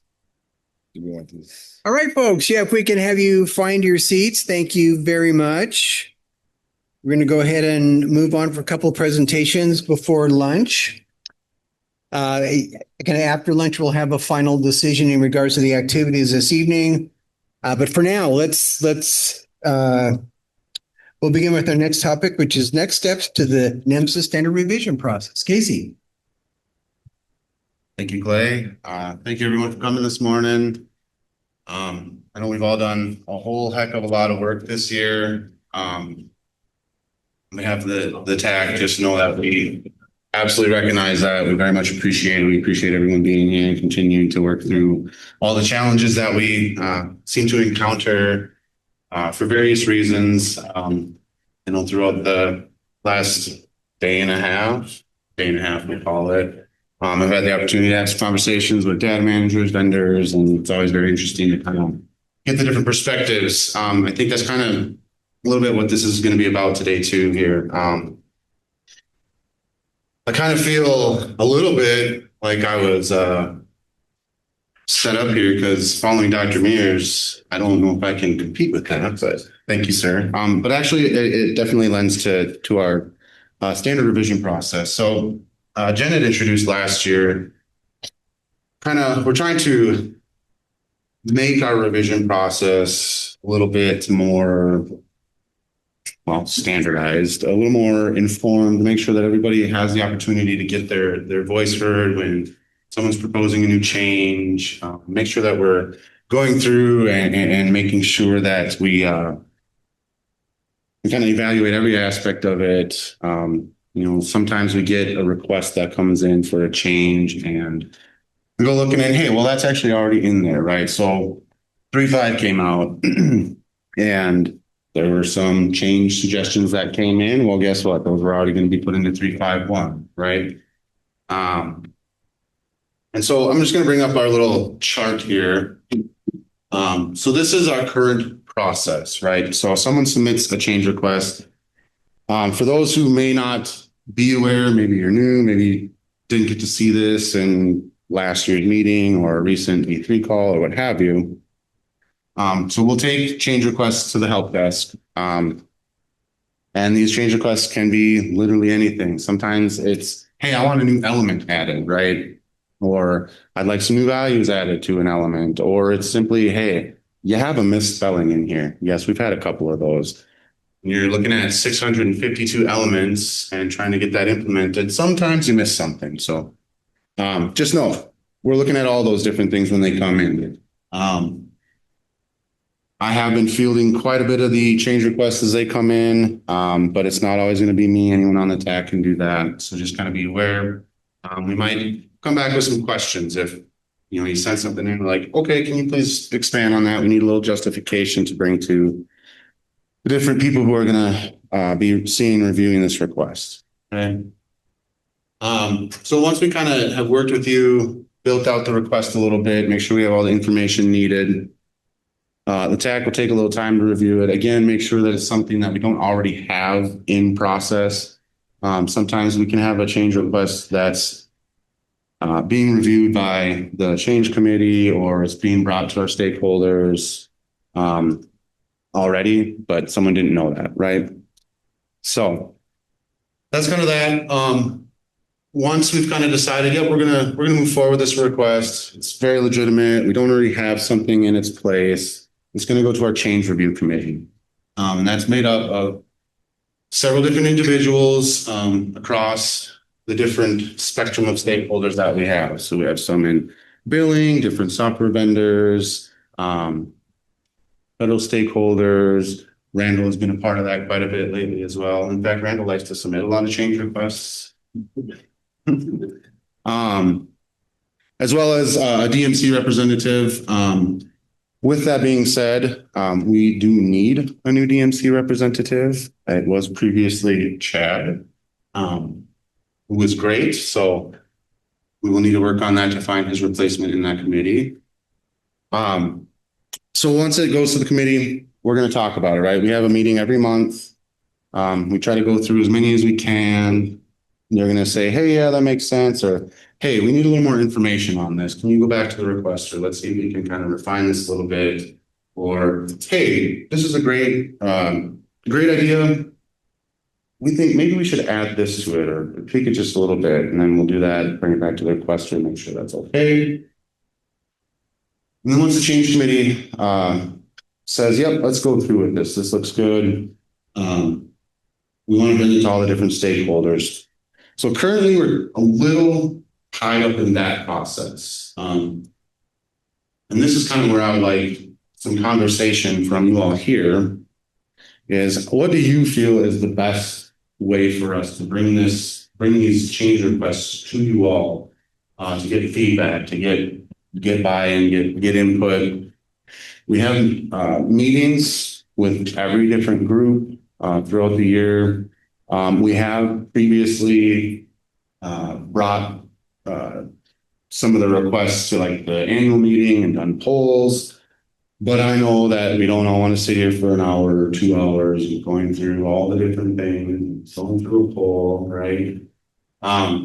So who out there, how do you feel we could do this? Should we maybe send out, like before we're going to do a vendor meeting, send out an email to the vendors with, here's a list of changes we're looking at right now. Take a look at them. kind of work on what your feedback is about them, and then in the meeting we can discuss them a little more. Same with like the DNC, our EPCR users, etc. Anybody have any opinions on that?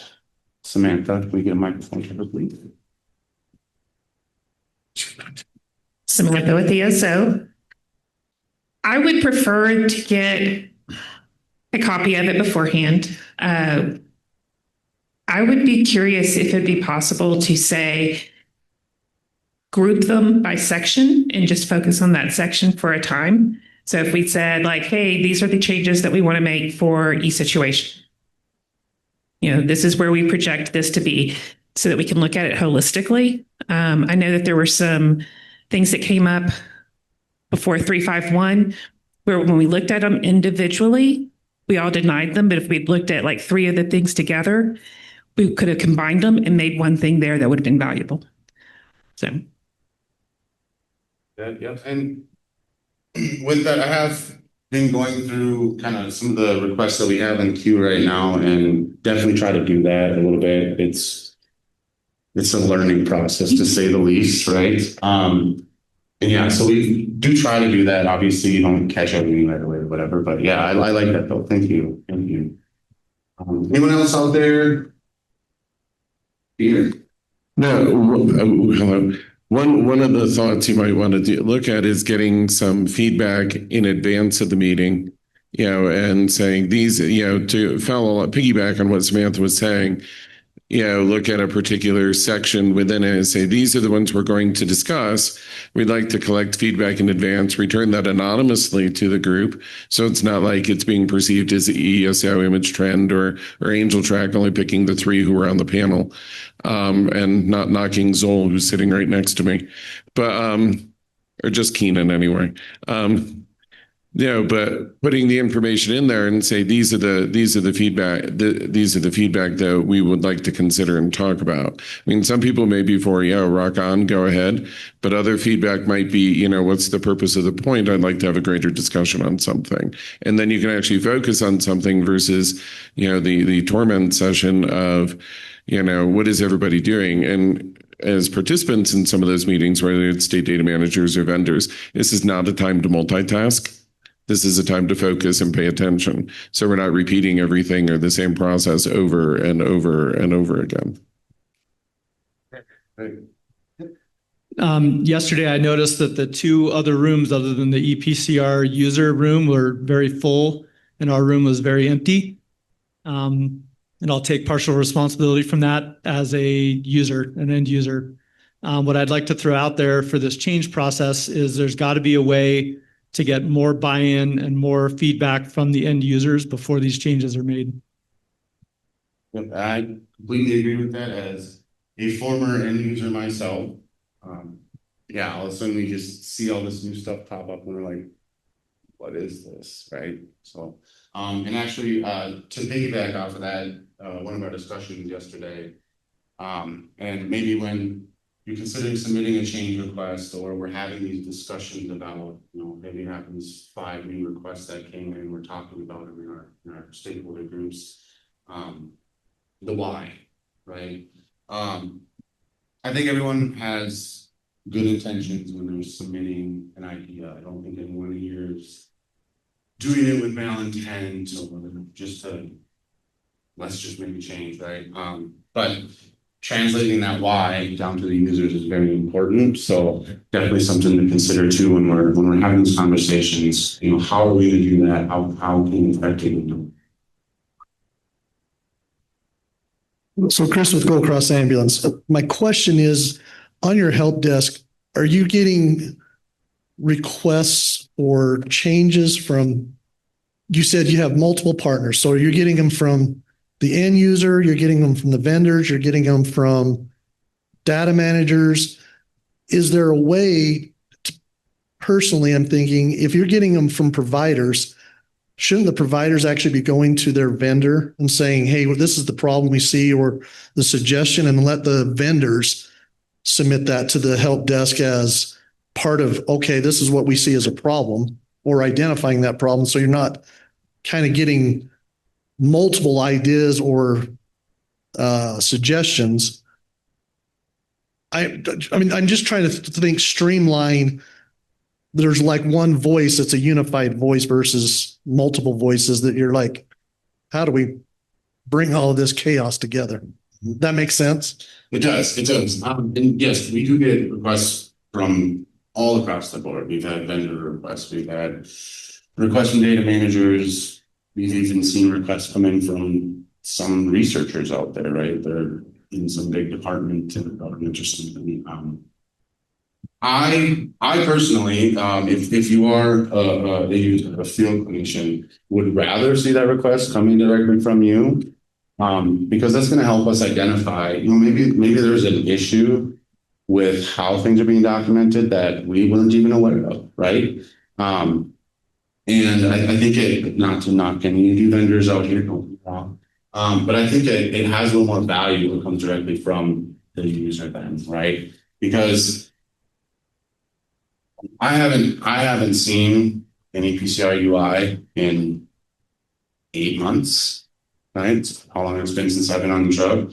So I don't know what you're seeing, right? I don't see the big grand picture. And I think when we can bring that request forward to the stakeholders, that carries a little more weight with it then too. Sure, Frank with CARES. So I think I've always thought this should have radical levels of transparency. So when I go to make a request, I can see the requests that exist, where they are in the process, and allow feedback directly on the request. So I don't really want to put in a new request for how we should do eDispatch 05.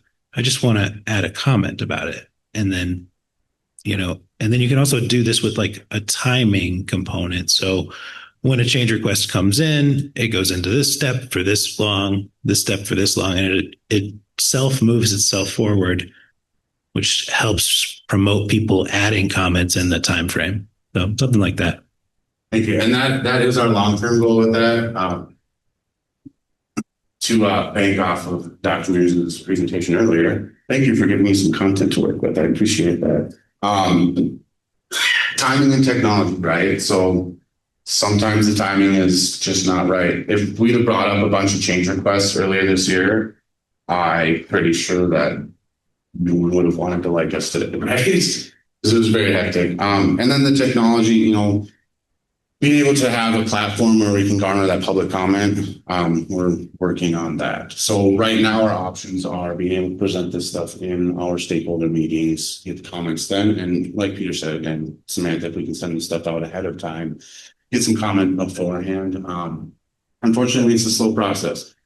We have about 130 people in this room right now, give or take, which means we have about 130 different perspectives and opinions to take into consideration. So it's very time. So, but that is the long-term goal, is to find some public platform we can do that on. Yeah, maybe just a quick thought. We've had a public platform before to try to allow for comments associated with the request, and that's been great. We need to reestablish a process that's more open than we were using in the past, so we're working on that. But I do have a question. We at the TAC are always aware of the fact that our end users are providers, right? And that we have very little exposure to providers. We could spend a lot of money and resources to try to develop some kind of representative group of providers that could review these comments. That it has just seemed overwhelming to us, just based on our resources and personnel and other tasks. Do states or vendors have working, viable user groups that we could potentially tie into that could save us some time and resources to have these actually in front of providers? Amber? I think my mind was in the same place, and I just want to mention that the state data managers, in response to the comment from the gentleman from Gold Cross, you should be in tune with the needs of your agency. So I certainly would say that those requests, issues in the system, confusion with the data collection, you should be communicating those with your state data managers. And state data managers, you should be either hosting webinars, going to on-site visits. You should make sure that you understand how your providers might be struggling in the field so that you can advocate on their behalf in meetings such as this or in the DMC meeting. And if you're not doing that, feel free to get with any one of us who spend a lot of time in the field getting to know our providers and talk about how you can make that happen.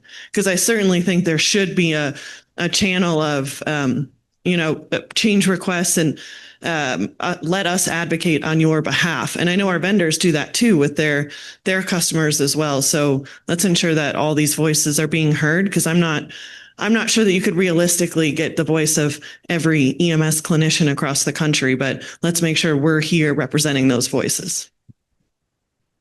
And I just wanted to add on to that if the vendors, were able to, that's a great idea. But I think the professional associations out there might be able to put together different evaluation or user groups as well. There's about 56 different EMS professional associations right now through the Joint National EMS Leadership Forum, and, in all different types of specialties. So, groups that span everything. So they might be willing to help as well. Great thoughts, great comments. Thank you very much for that.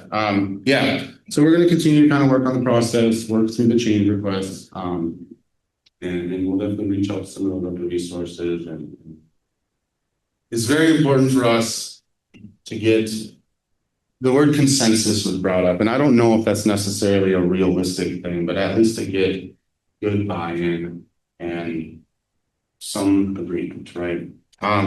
Okay. Do we have any more comments, questions, or things on that one? Okay. One more. Thank you. So as a new person to this side of the table, right? So I struggled in the past to be able to find who is actually on that review committee. Mm-hmm. So maybe a little bit clearer knowledge for the other people out there, who is actually involved. We talk about getting providers involved, but from a provider standpoint, it's very difficult to see who is at each of these levels. So, just some clarity that would be helpful. That happened. All right. The other part of this discussion then, what's next? Are we going to look at a minor revision and do 3.2, or are we going to look at a major revision and do 3.6? Right now, looking at our help desk, looking at our requests that we have, it's a toss-up. It could be 50-50, right? Obviously, a minor revision, not everything would be included. Major revision, we could push a lot of things through. But we also just got done doing a whole lot of work, right? And a fair amount of it was quite unexpected. So I'm going to just bring up a slide. Everyone stay calm, because we work in the internet age. We no longer put things on stone tablets, which means it's easy to change, right? So this was presented a little while back. This was our original thought process and timeline for our revision changes, right? Trying to be aggressive, progressive, active, make sure the standard is keeping up with the industry needs, making sure that it's keeping up with what the states need, what the agencies need. Now, we are currently right about here. If anybody can see that, guess what we don't have yet? Consensus on a B36. So that being said, things can change, right? I don't know what Dr. Mann's current vision is for this, but I'd say we're going to take a little time and revisit some things. Yes, please. Hello. I don't think Lauren from Zoll. So this is a great picture, and I enjoy looking at all of the upcoming changes. But so much. But my request for this meeting was that we can actually talk about this as a group and push 351 out. We had significant challenges with the critical patch. And 351 supposed to be a minor change. It doesn't feel as much of a minor change. And so I was just wondering, before we get into starting 3.6 discussions, can we talk about the expectation for actually 351 dates? Dates? Yeah, can we talk about pushing 351 and then subsequently 3.6? Yeah. Please a little bit. I don't remember all the exact dates for final implementation because we can decide one. Yeah, and I think if that would be a valuable conversation, we'll work at in the schedule Friday. Happy to do that. And of course, this was just a visual to help you work with your stakeholders within your states to understand how NEMSIS makes changes. The fact that we're deep into version 3.6, that's, we will modify that, right? I mean, the first of this year was a complete wash for everyone, right? So we're clear of that, and we're in the middle of that wash, right? We're still trying to finish that wash. So we'll finish that before we move on, and clearly you'll have an opportunity to review all the suggested changes. So I think we're still in good shape. But I do like the idea. If we want to meet together on Friday, there is time available on Friday that we left open. If we do want to talk about what we need to do moving forward to implement 3.5.1, let's do it together. So I would two things. I would implore you to try to find time for that discussion before the day that everybody's leaving, so we can try to gain some consensus as we move forward. Number two, I think it's probably advantageous for us to discuss minor versus major as it relates to the context of this discussion. And that's, excuse me, that's kind of part of what this is what this is partly supposed to be about. Let's talk about what should we do next, right? So obviously, based on this schedule, we're behind, and that's okay. We have to have flexibility, none of this is set in stone, right? So should another minor revision happen in the future? Should we start just looking at a major revision and what that's going to look like as we go through that process? Obviously, we're all still dealing with 351 and some of the critical patch stuff. So this is not a get ready, it's time. It's just a let's start having conversations, start thinking about what it's going to look like, right? Here it is. Casey, oh, sorry. That was really loud. In preparation for that discussion, I mean, I have a vague understanding of the difference between a minor and a major release, and you guys do a fine job of trying to explain that to me once every time we do this. Could you post a list of what the major items for concern are that would turn this from a minor into a major, and give us that list in advance of that discussion so we can have a more informed discussion versus coming in with an opinion in advance about how frustrated we are with critical patch, sex and gender. I don't remember their numbers.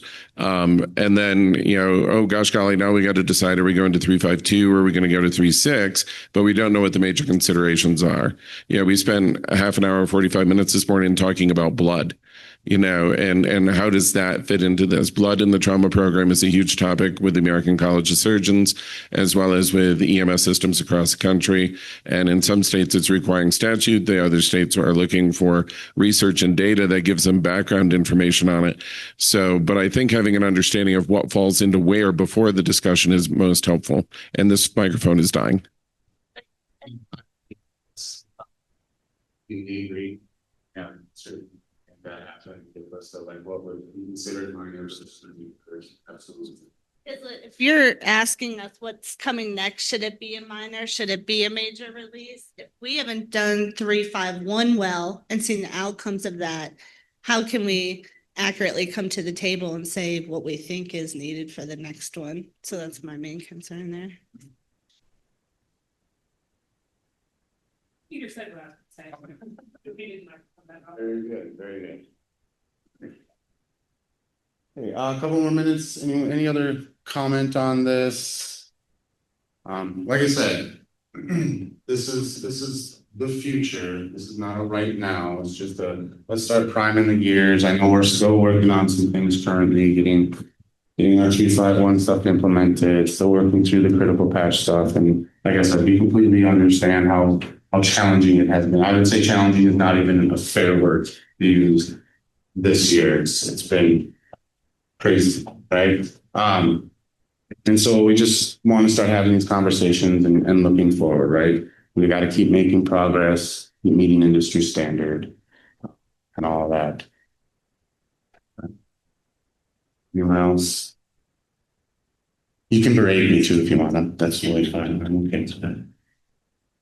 All right. Well, like I said, if you have any suggestions, if you even just have questions, right?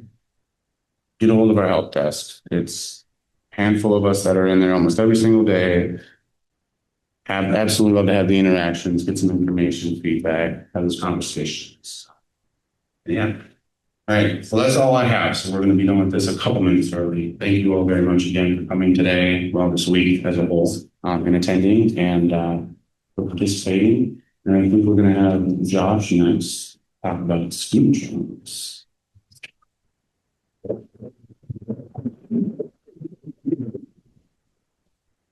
And I just want to say Schematron is not a transformer. It is a bad thing. It was a joke. That's a scan. Oh, Scantron, yeah. All right. Do you know how to turn this one on, Chris? Use this one for a sec. Okay. Also, as a reminder, if there's anything you would like for us to talk about during this meeting in the next 2 days, you can always use the parking lot to give us a message. That's the center QR code of the ones on your table. All right. Good morning. I'm Josh Legler. I'm an EMS data consultant. One of my contracts is with the NEMSIS Technical Assistance Center, and Clay has asked me to cover some stuff, discussion with you about Schematron this week. I'm also happy to think back. This summer has been my 20th anniversary in EMS data.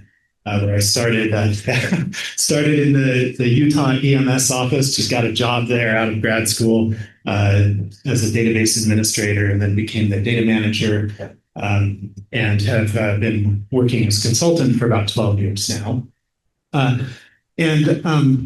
I met with the vendors yesterday to talk about how we can maybe smooth out some things in terms of how Schematron is used in the NEMSIS standard and throughout the states and EMS agencies. And so what I'm bringing today is feedback from the vendors that we want to share with the rest of you. And we especially need some input and reflection from the state data managers to let us know if you think these ideas would be helpful in kind of smoothing out the Schematron process. So just as a reminder, we validate NEMSIS data using two technologies. The first one is XML schema, or XSD. That's used to make sure you have all the right data elements with all the right values that are allowed. Then the second pass is Schematron, and that allows us to do rule-based validation. It allows us to say, well, in this condition, I want this rule to be enforced, right? So when you had a patient, then I expect you to have, all the patient demographics, things like that. So that's how we use Schematron in concert with XSD to validate NEMSIS data. All right, so what we talked about yesterday with the vendors that I want to bring forward to everyone, one is improving the quality of state Schematron schemas. Number two is improving the NEMSIS provided Schematron guidance, especially for state data managers who have the bulk of the responsibility for creating validation rules at the state level. Improving the online Schematron viewer that everyone uses to kind of check out Schematron rules, and then a little discussion about points or scoring that some states are doing. All right, so let's jump into the first one, improving QA on state Schematron schemas. So first of all, for the state data managers, several vendors yesterday said they would be happy to receive drafts of any validation rules you're working on. So if you want to send if you want to, generate a Schematron file, and before you send it to the NEMSIS TAC, go ahead and share it with some vendors. Several vendors said they'd be happy to just plug it into their test system and kind of stress test it, see how it works, and give you some feedback.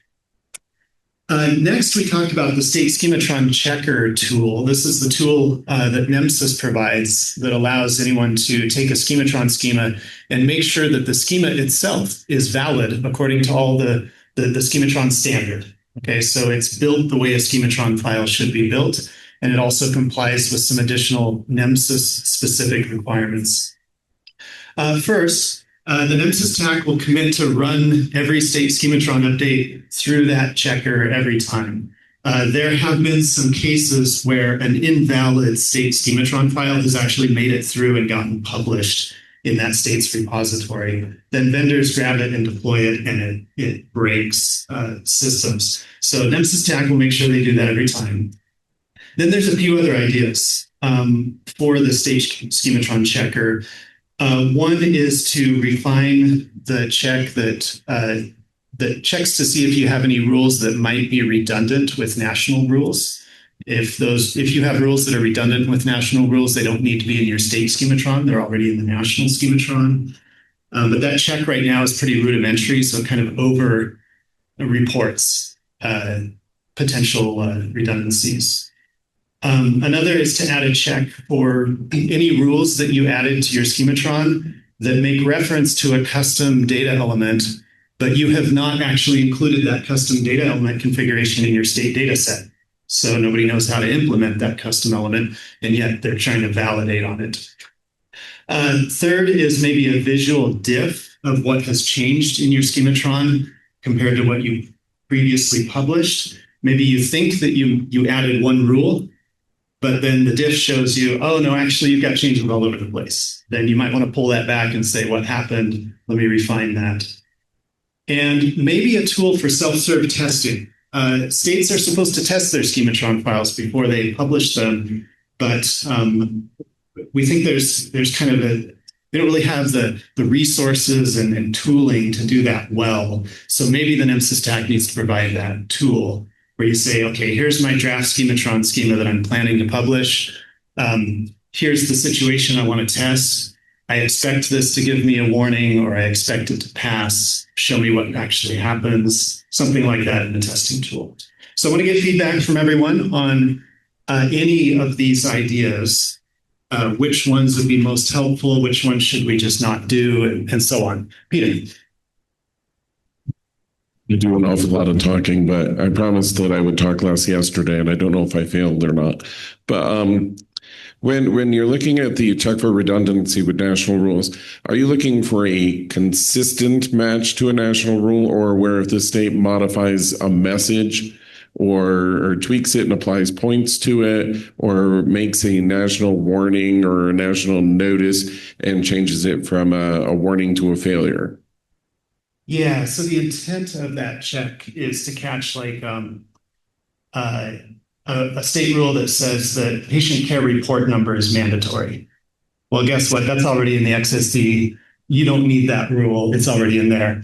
So you can just exclude it from your state Schematron. But currently that check is actually going to flag all of the things that you talked about. So the idea is to refine that a little better so that it doesn't throw more at you than you need. So for example, if you escalated a national warning to an error, you have to do that in your state Schematron. That's just fine. Yeah, that's not considered redundant. But this tool today would show that, it would flag it as a potential redundancy. I had one national. Okay, good. And you took it out of your Schematron? State rule. We have some. Yeah, so that rule was completely ineffective. The reason is that the report will fail XSD validation because it has no PCR number, and it'll never even get to Schematron validation. So that's why it's not needed there. So other feedback on these ideas? Yes. Hi, it's me. No, it's Amber in Colorado. staying on this redundancy topic, sometimes at the state level, we might prefer different language associated with a national rule. At the state level, we might have different labeling techniques or verbiage to make it more clear to our providers that this is what the error is for, this is why it's erring. So we might have redundancies in the national rules in our state schematron so that the error messaging could be a bit more clear. Would that be acceptable or would that get flagged? I realize it's redundant for vendors to build out the same rule twice, but it really just is for simplicity in messaging. It would get flagged, but it's ultimately your decision whether to keep that rule in your schematron schema or not. But does anyone else have thoughts on, the kind of the language differences? So this is Samantha with the SO.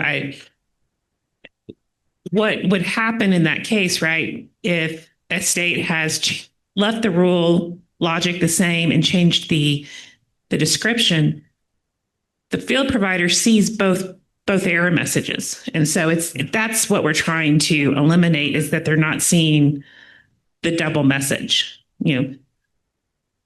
So that's why I think it's so important to have this redundant check.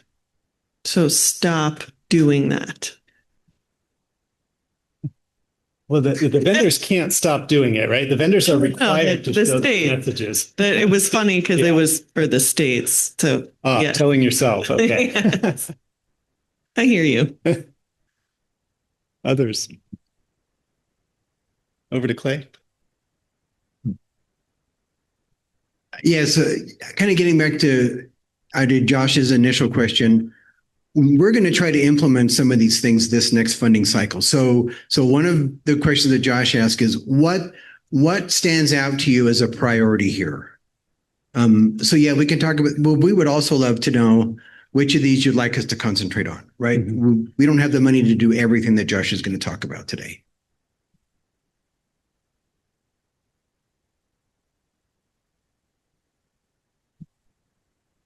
Samantha with the SO again. If you could only do say 2 of these, number 1 for me is the add a check for rules that reference custom elements that are not in the state data set.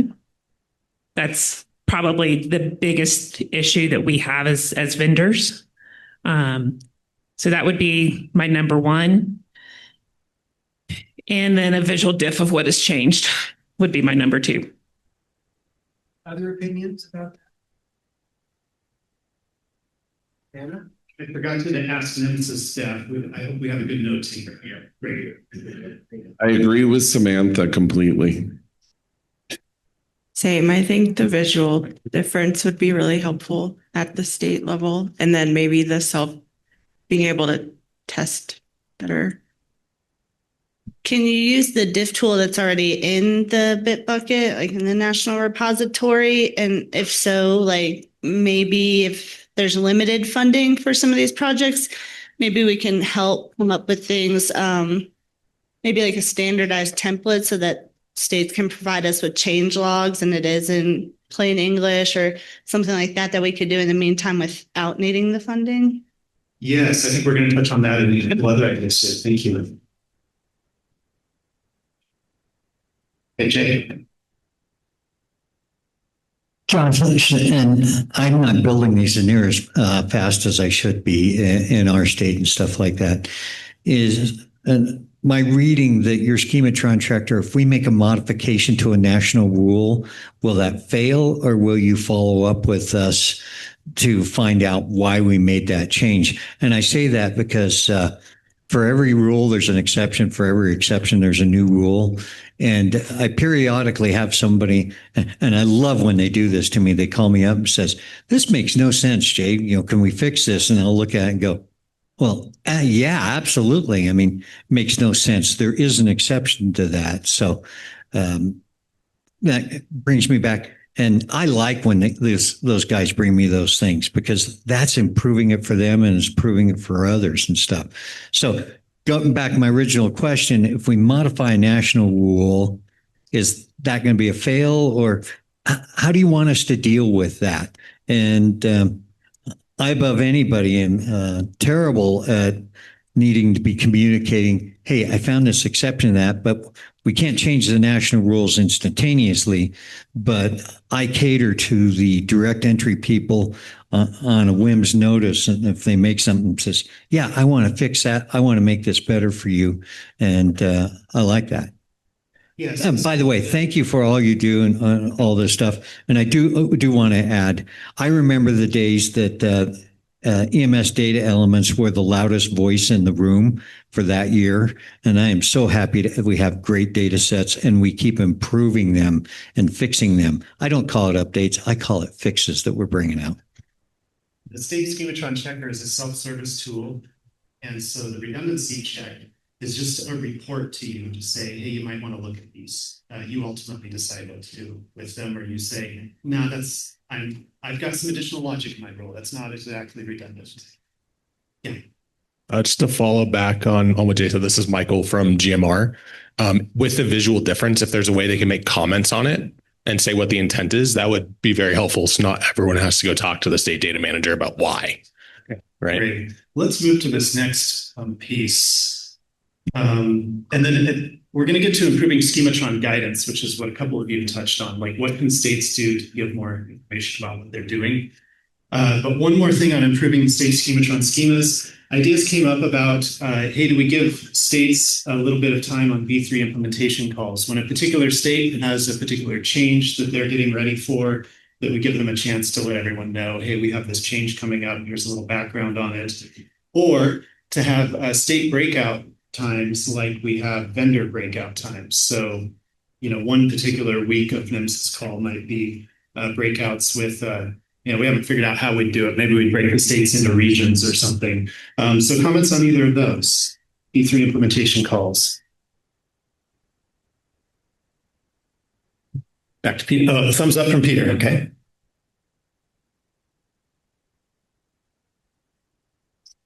Okay. Jen.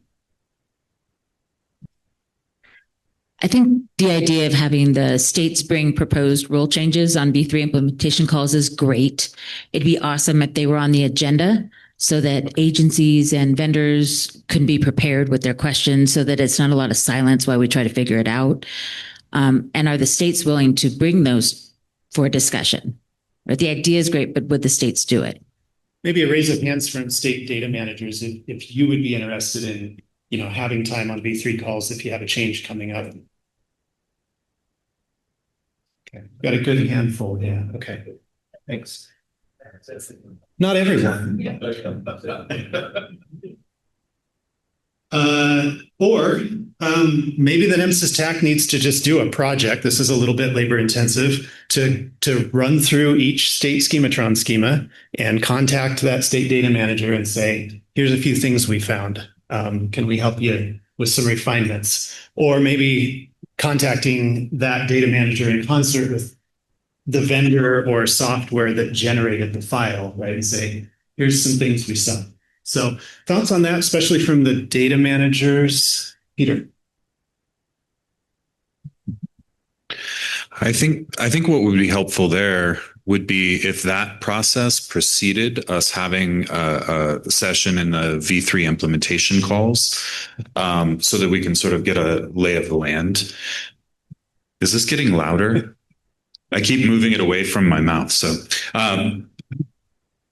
in any case, to get a lay of the land in terms of what's going on in the various states and what some of the issues are, and get some standardization there and discuss that in national forums, and then sort of from that vantage point begin to discuss proposed state rule changes. Okay, maybe a tweak on this proposal here is that the NEMSIS TAC review all state Schematron files and come up with the most common issues that we can kind of talk about globally, right? That, hey, this is what we see in a lot of state Schematron files. I see a funny expression here. Okay. Amber? Yeah, I think that would be helpful. I think a lot of us approach schematrons and validation rules very differently. Some come in more heavy-handed, and others not. Some use it to address data quality issues. Some use it to address protocol issues. So as helpful as it would be to put each state on the spot to defend why they have so many rules or so few rules, I think actually the benefit of learning from each other about things that have caused issues in the past or recommendations would be a much more valuable experience, so that we have an opportunity to learn, not just share our biggest downfalls. Thanks.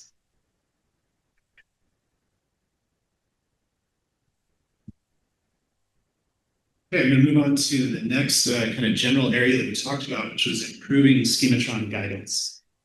So the NEMSIS TAC publishes a schematron guide. It's quite comprehensive, and I'm going to show you in a second the outline of everything that's in there.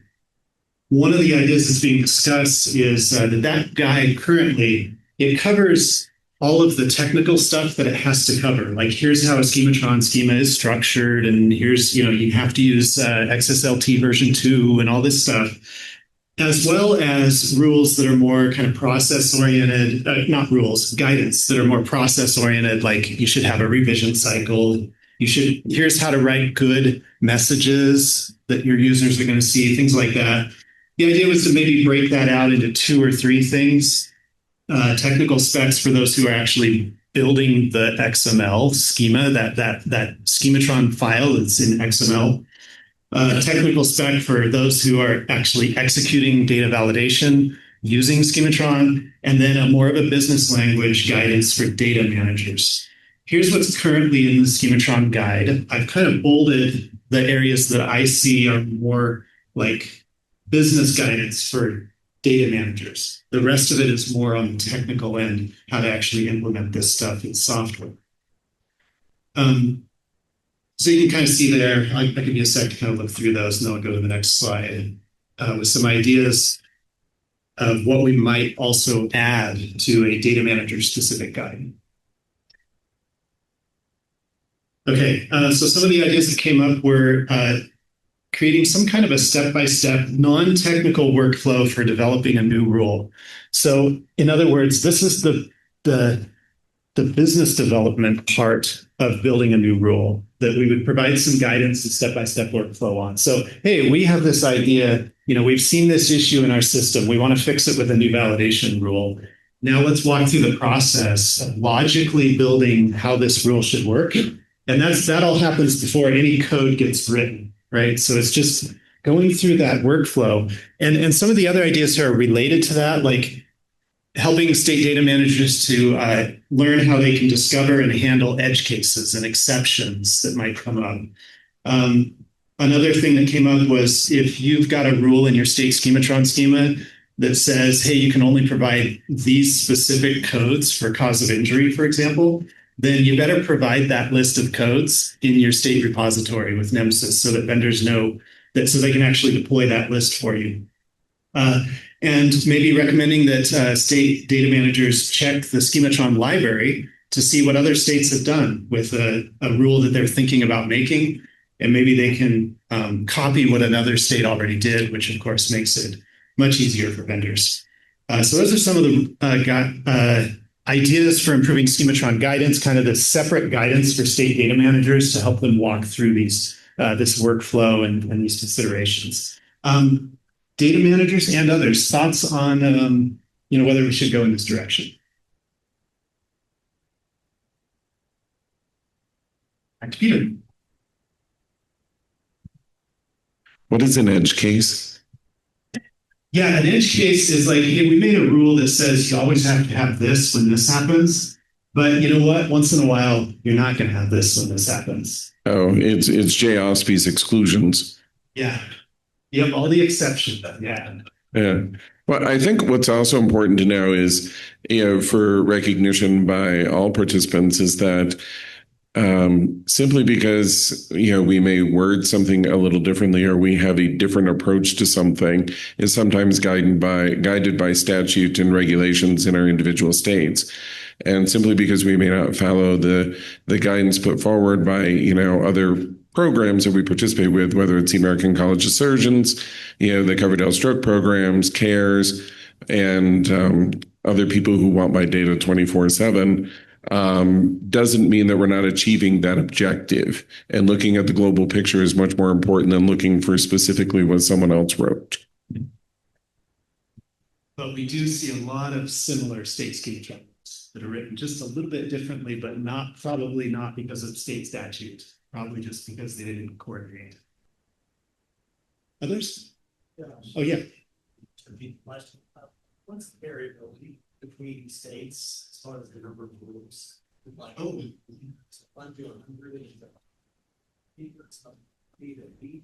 Yeah, what's the range of how many rules each state has? I don't know the answer off the top of my head, so write that down as a note. I'd love to take a look at that after the meeting. I would say that there's some states that have over 800 rules.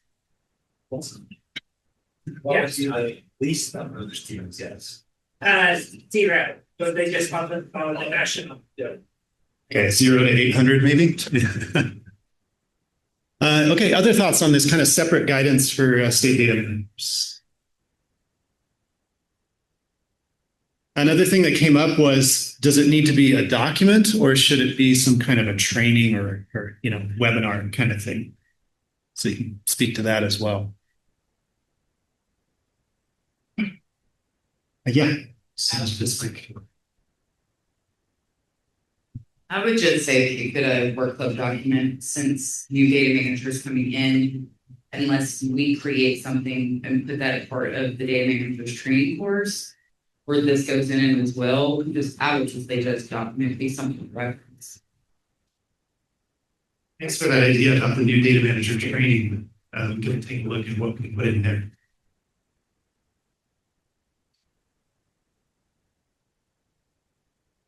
Okay, state data managers, by show of hands, how many of you would appreciate having a separate guidance document for writing validation rules?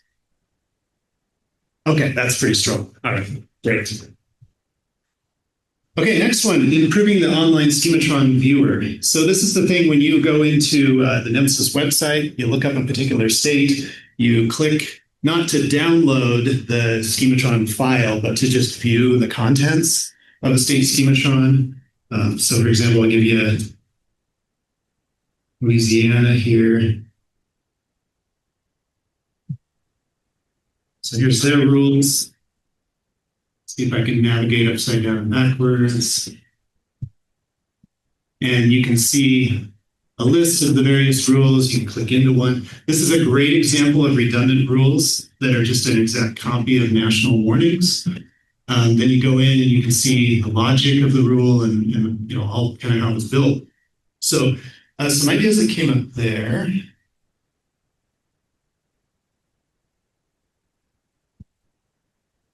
Whoops. Are formatting that XPath code. So if I show you this stuff kind of in the middle, the actual test that's being run and the context of the rule, this is XPath code. And so one of the things we're going to try to do is format that, give it, some structure. Wherever there's a parentheses, we can put a new line, kind of space it out a bit, make it a little more readable.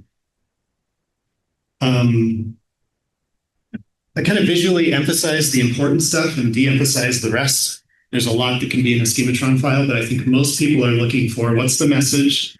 Is it a warning or error? What's the rule number?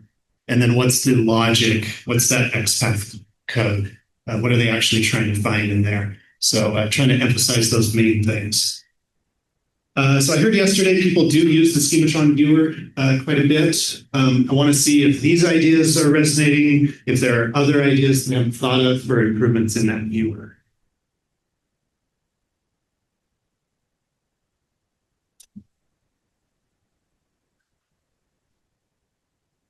Yeah, Amber.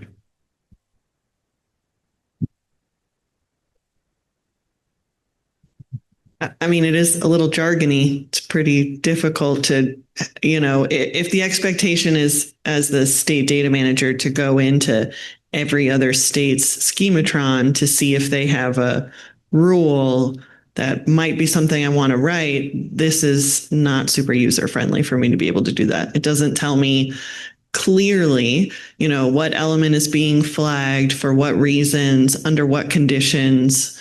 So I definitely think it could be simpler. And on the flip side, if the intent is for, us to see if there's already a rule in place similar to one we might want to write, then is there a way they could be indexed by the variable? So I know I want to write a rule around ePatient 08. Is there a way I could see all the other state rules for ePatient 08? Yes, that's in the Schematron library. Okay. So you go to the library, you can just do your search or pick from the drop-down a data element. It'll show you all the rules from all the states. It won't show you all the logic in those, the exact code. It'll just show you the message and the level and the rule number, some simple stuff. So that's your quick start spot to say, oh, here's all the other states that have a similar rule to me. Then you might pick a certain state and go look in their Schematron schema to see exactly how they built the rule. That's your starting point. So I think that's a great point. In this one, it's using kind of Schematron terminology. And I can look at it and say the element that's being flagged here is ePatient.08. And then the thing that's being tested here is that ePatient.08 shouldn't be blank when you have patient evaluation and care, as one of those codes. And so that's the idea of breaking out that XPath code so that that's, more clear, not just shown in kind of that technical way. Yeah. Josh, you asked for a way to improvement and something like that. And I'll pick on my counterpart, Kevin, up here, who says sometimes I think outside the box, and I'm going to lose the box on this one. But it's just a concept that I might throw out here just to look at. We have the text, what we describe as the issue on there. Is there any thought or capability of taking that and being able to add Grammarly to check that and give us some revisions? I've been tinkering with Grammarly and the AI stuff and kind of like, ooh, that's really helped my vocabulary a lot and my writing skills, which I don't claim to be a professional at writing skills. But, having Grammarly check that and give us suggestions on that might help us make some cleaner stuff. And I will say, Grammarly sometimes comes up with some stuff that's kind of like, yeah, no. And then sometimes it comes up with some stuff that's kind of like, oh, that makes a lot of sense. Okay, that's cool. So here's a suggestion for putting into that air text. Okay, we'll take the idea down. Was there one over here? Yeah. Oh, yeah. Okay, up to Jen first. Okay. So sometimes the rules will reference a list, right? Like our national schematron is a really good example. So you can't always tell in the test exactly what's being tested and what's being referenced. And if you're not, and I'm putting myself in this category, if you are not adept at schematron language, it's very hard to figure out from that. Yeah. So if that got a little easier, or maybe we had a standard way to write the schematrons that included like the national so that it was a little easier, that might ease everybody's when they're trying to figure out this stuff. Okay.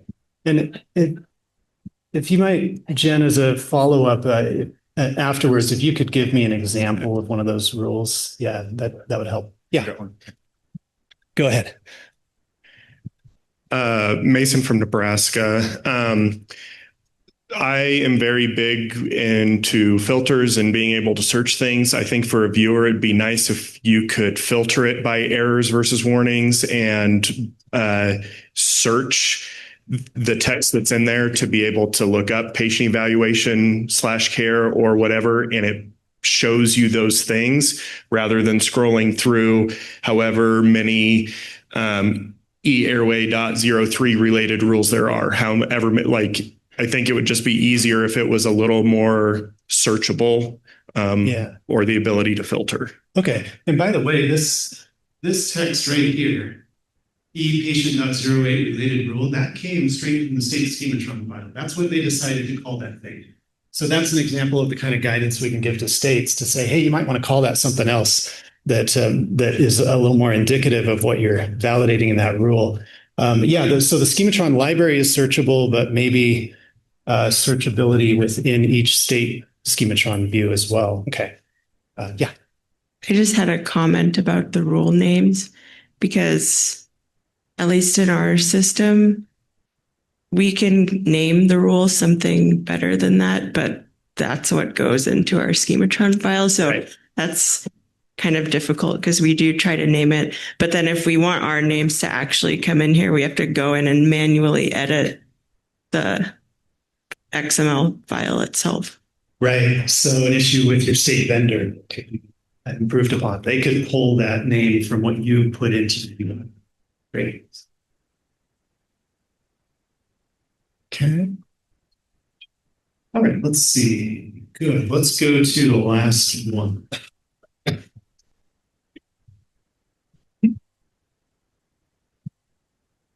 we go. We didn't have a ton of time yesterday with the vendors to talk about points and scoring, but we know that there are many states that assign point values to their validation rules, and then they come up with a score based on how many rules got triggered and so on. And we want to learn a little more from the states about what you're trying to do here. I do want to start though with a reminder, baseline. The validity of a record is only determined by whether it has error or fatal issues. If it has no error or fatal issues, it is valid. Okay, so we use Schematron for validation in NEMSIS. Is it valid or is it not?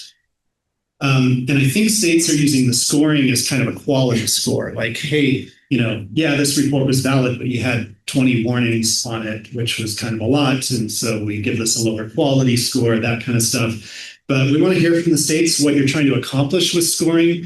And do we need to build some kind of standard approach for states to communicate what these point values are?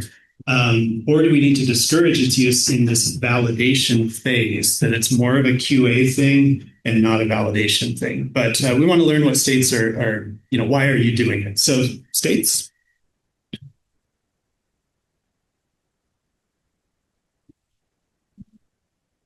Felicia from Utah. So I think the word validity is kind of misnamed, I guess, whatever. So we're using it more for accuracy and completeness. So we can get, if date errors, that's probably an error, fatal error, but if dates are out of order or whatever, or if something's just not completed that we want the information on. Yeah, okay. Are you expecting, what are you expecting at the local level among vendors that don't use, or agencies that don't use your state system? Like, do you expect them to use the scoring that you provide, or does it matter? I think they have their own scoring. Chris is looking at me. I think we are hoping that they will meet the completeness of the records that we want. So is that a good enough answer? Thanks.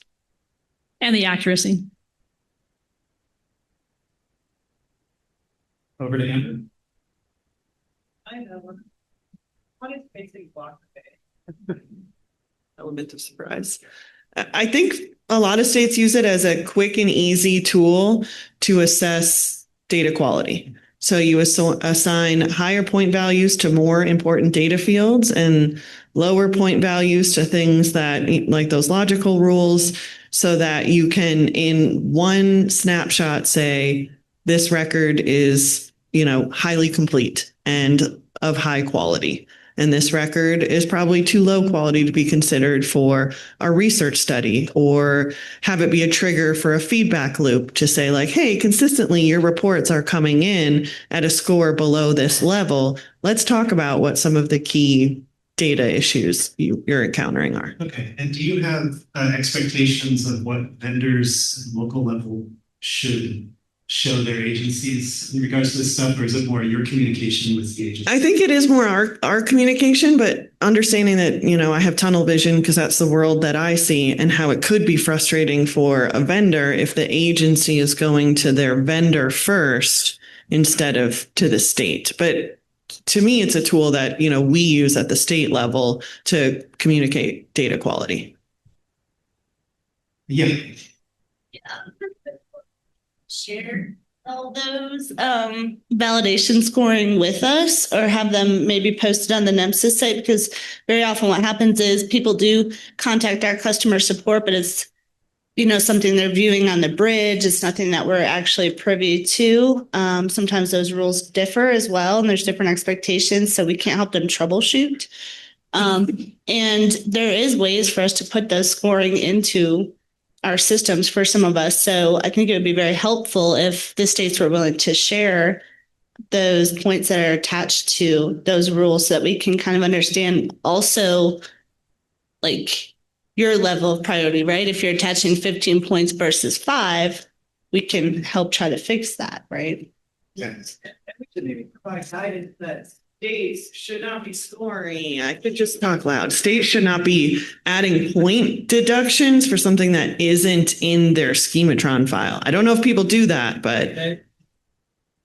Yeah, I mean, a very common scenario would be a state assigns point values to a national warning, right? So that's in the national scheme, but different states may apply different point values to that very rule. Yeah, but either way, the provider knows that they need to complete that field, right? What would be a icky situation would be if it's not anywhere in a national or state schematron, and yet the state is deducting points and then telling the agency that they're submitting poor quality data. That would be a huge pain point. Tell you there was an issue with, there was an issue previously, and I think it's been since resolved, but it's a great example of this, where a medic could document a blood pressure as 130 over P, and then for the method of attainment put that it was auscultated. Well, that's technically not correct, because P means it's palpated. It wasn't that's a logical rule that you could write that says, hey, here's an error or a warning for that. There wasn't one, but it was like a 20-point deduction when it hit the state system. And nobody knew it until they started, and I say good agencies were going into the state depository and they were reviewing their monthly validation values. Some agencies ignore it, but that's where it got caught. That I've got a ton of things going in at 74% validation, but it's 100% validated in my system. But then you go into it in the actual state depository and look at it, then you see the discrepancy. But it was never included in the rule set to trigger.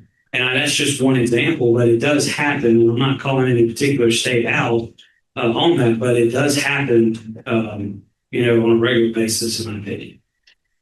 Brittany, Tennessee here. We offer the system, our actual system, for them to go in and check the state repository in order to review all the runs and transports that have come in and the validation scores.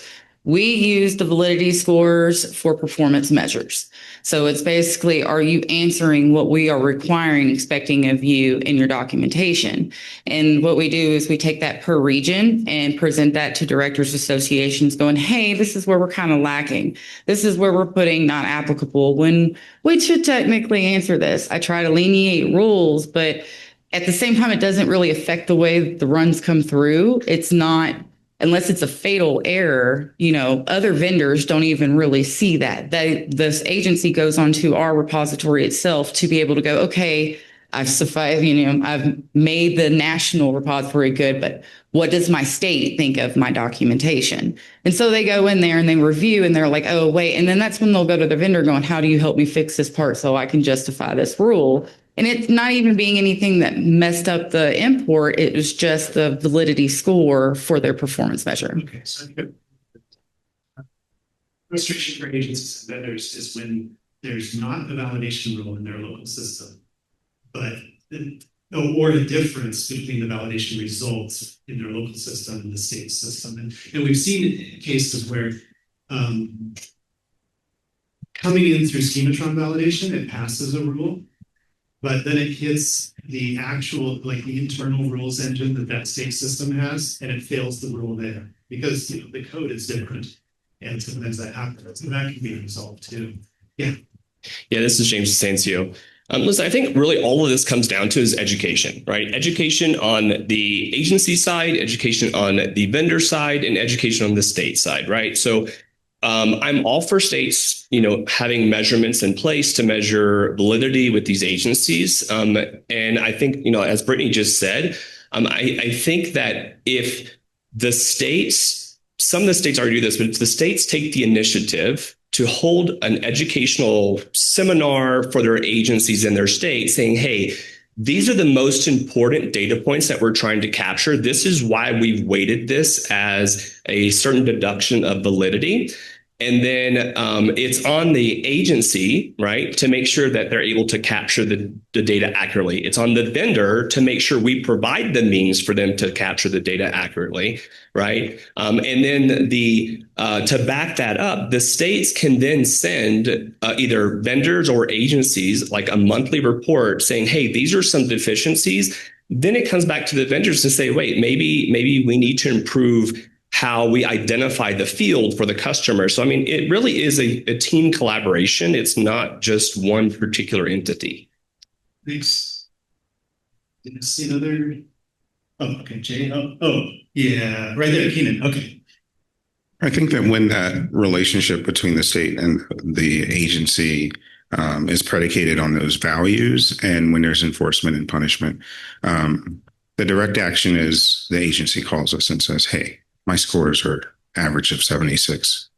And so what it ends up in practice happening is we build a whole new set of rules that now elevate the warnings to error level rules, right? When in reality, they could have just been error level rules before, right? Except for edge cases, right? And I think that's the thing that we're trying to get out of, right? How do we make it so that you can get the data you want without us having to rewrite every rule in your system to not punitively enforce the validity of each PCR? Okay, I'll take two last comments from Jay and then. I'll try to be quick because they're flashing the sign at me. I got less than 2 minutes. But I just want to share my concept of the validation system is a product that helps guide the provider to complete the report. And I see both sides of the coin. I've got validation rules that I have written for abuses, and I don't put them in the Schematron. And here's one of the best examples. I got a flight team that loves to put in, they didn't use a rotor wing, they used a wheelchair van. And so they don't have to write as much in their documentation. I just wish the patient would request a copy of that. They would love to see the expression on their face. But I don't think when I write those things for abuses and stuff like that to make corrections, I don't think I want to include that in the Schematron. And maybe I'm wrong, but I'm open-minded enough that the vendors just be sure to touch base with me and do that. But abuses is one of those things that I also use that system for. And I usually get pretty good correction when I put a 50 or a 99 point validation hit on there. John from TraumaSoft. Georgia actually put their validation rules on their site, their NEMSIS site, which is very convenient. We ended up having a customer that was in multi-states. They reached out to those state bridges. That report's standard. They shipped them in. It would be nice if the rest of the states that are doing validity would actually post those reports so that we can all see them without having to request them. Okay, yeah, it's like an Excel copy of the rules that has the point values, other stuff that might be internal to that state system that's not part of the Schematron standard. All right, well, thanks everyone for all the discussion today. We'll take these ideas back and at least a few of them will get implemented over the next 6 months or so.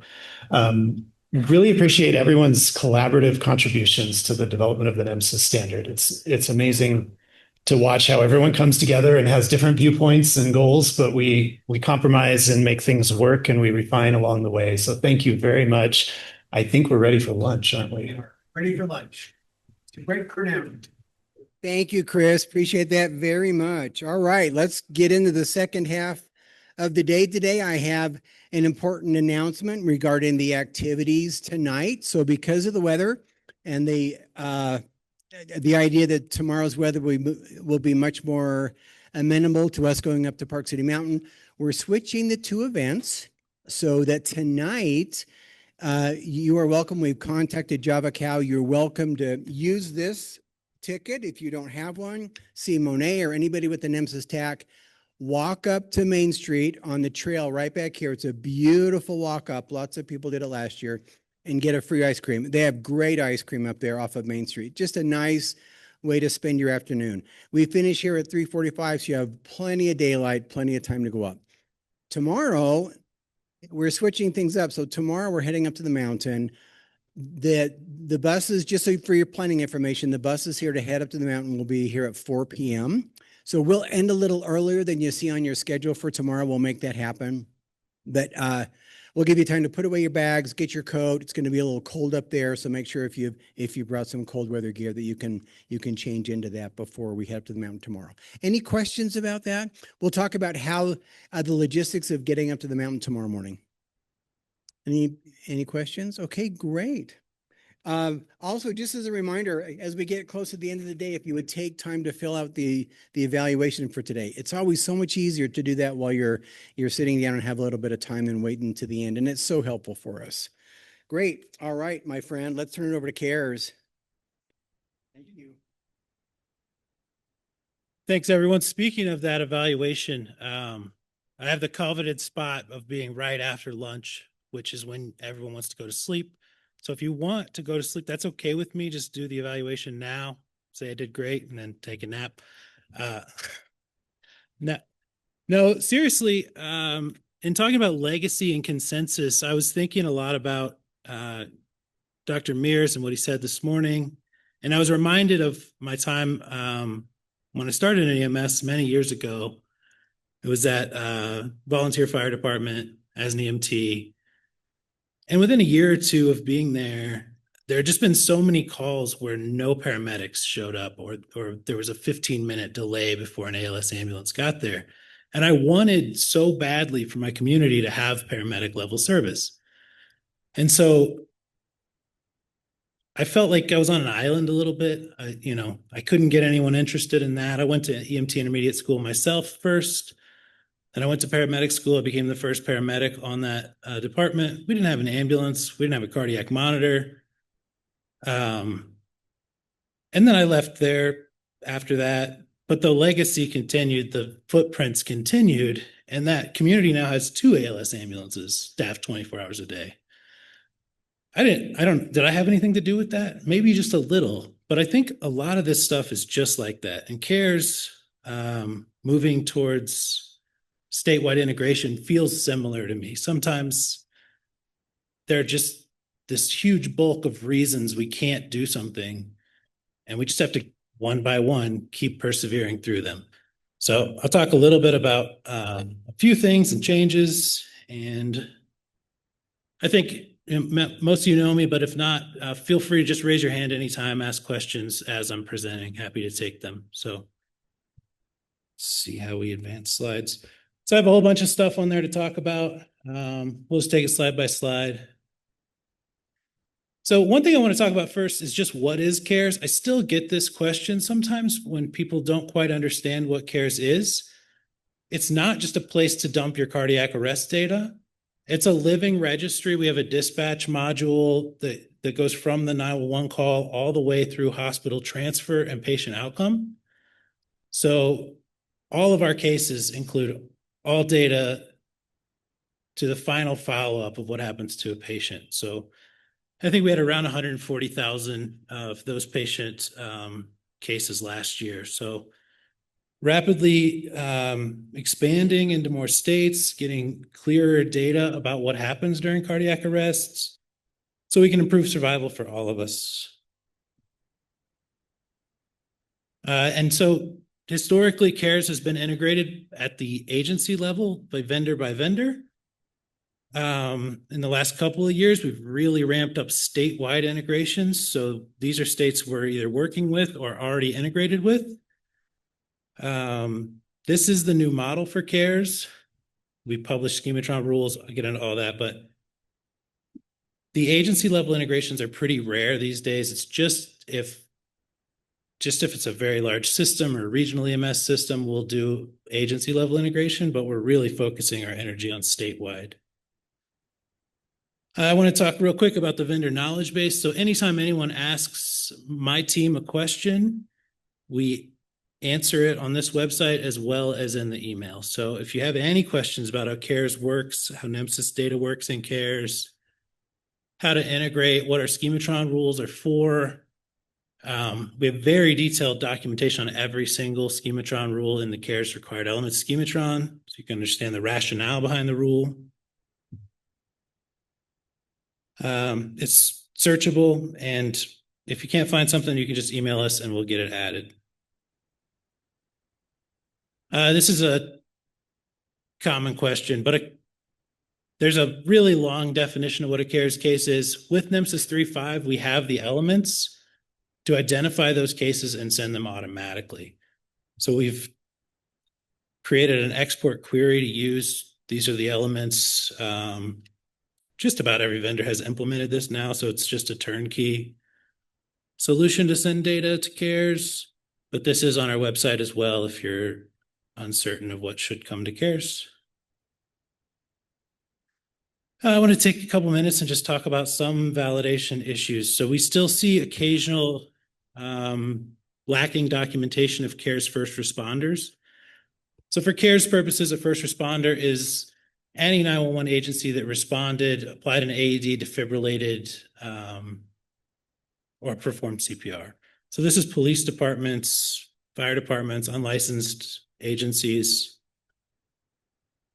So we want both ECN 03 and ECN 24 to be yes. And then for this to work well with statewide implementations, we have to create statewide first responder lists. So this is just a list of unique IDs for those agencies that I just mentioned. Here are a few examples of those that some other states have already published to their NEMSIS repository. This is for other agency at scene, the ECN 03 value. I mean, this has can be used more widely than just CARES, but this lets agencies identify the other agencies that were on scene with them. And I think the most important thing to know about this is if it feels daunting or if it's too much or you don't really want to do it, just reach out. We'll create the first draft for you. We've done it for several states. We're happy to do it. Charlie back there has a pretty good process for it now, actually. And then the big one, sustained ROSC. So this huge table is how we map ERS 12 to CARES sustained ROSC. It's messy. It's got Schematron rules around it. And we've had a few folks identify cases where essentially, despite educating providers, despite the Schematron rules, providers are still not documenting the complete picture in ERS 12. So we have proposed some changes after a bunch of feedback from different states and agencies. This is a big flow chart, but I'll break it down piece by piece. So essentially, the first thing we're doing is looking at ERS 18. If there's ROSC in the ED, this is sustained ROSC for us, so we just mark the field as yes. Then we're going to evaluate the rhythms in ERS 17, and if they are only perfusing rhythms, then we'll mark the field yes. And then we go back to our ERS 12 logic as the fallback, which is pretty complicated, but gets you all four choices down there. So happy to answer questions about this, but we just had a comment period, a public comment period. Everyone should have received emails. If you didn't, let me know. I'll get you on the list. So we're in a review phase now, and then this will go to implementation later this year. But we still want input on this. If you see something there that you don't like, let us know. You can just scan that QR code. There's a form you can fill out. So you can anonymously provide that feedback, but ERS 12 isn't ideal, and even the value combinations in the current ERS elements aren't ideal, and we know that. I want to touch just quickly on critical patch 5. So for CARES purposes, we just accept both. If one's not present in the file, we'll look at the other and use the legacy mappings.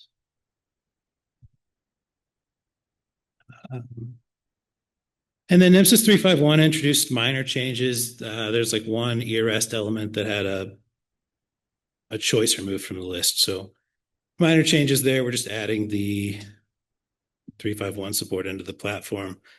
This should be out in Q3, probably in the next month or so. It should be available to submit 351 files to CARES. So about sustained ROSC, we know that even that change, that new flow chart, looking at additional elements isn't enough. We've heard a lot of feedback around cardiac arrest documentation in NEMSIS, and we want it to be better as well. So we don't have the answers. We do have a few answers to questions in CARES that aren't in NEMSIS. So we would like to see these get added in NEMSIS, but in addition to that, we know that there are other changes, and I've had many one-on-one conversations with a lot of you about this, but we want to create a place where we can reach something closer to consensus together before we propose NEMSIS 3.6 changes. So starting September 9th, yeah. Yeah.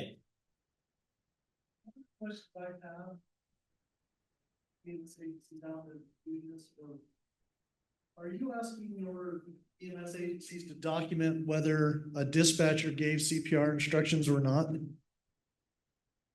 So CARES, we are attempting to document the entire end-to-end thing from call to hospital discharge or death. So we want the whole chain of survival in CARES. There are agencies that can get this from their CAD into their EPCR. We have a custom element for it now, but it's not a required element. It's just a supplemental element. I don't know if that answers the question. It does, but I guess where I'm saying is, so you're pulling that data from an individual EPCR for your data, which where I'm asking that is, so if it's coming from an EPCR, then we're asking our EMTs, paramedics, or AMTs to answer the question about whether dispatch gave instructions or not, which they may never know.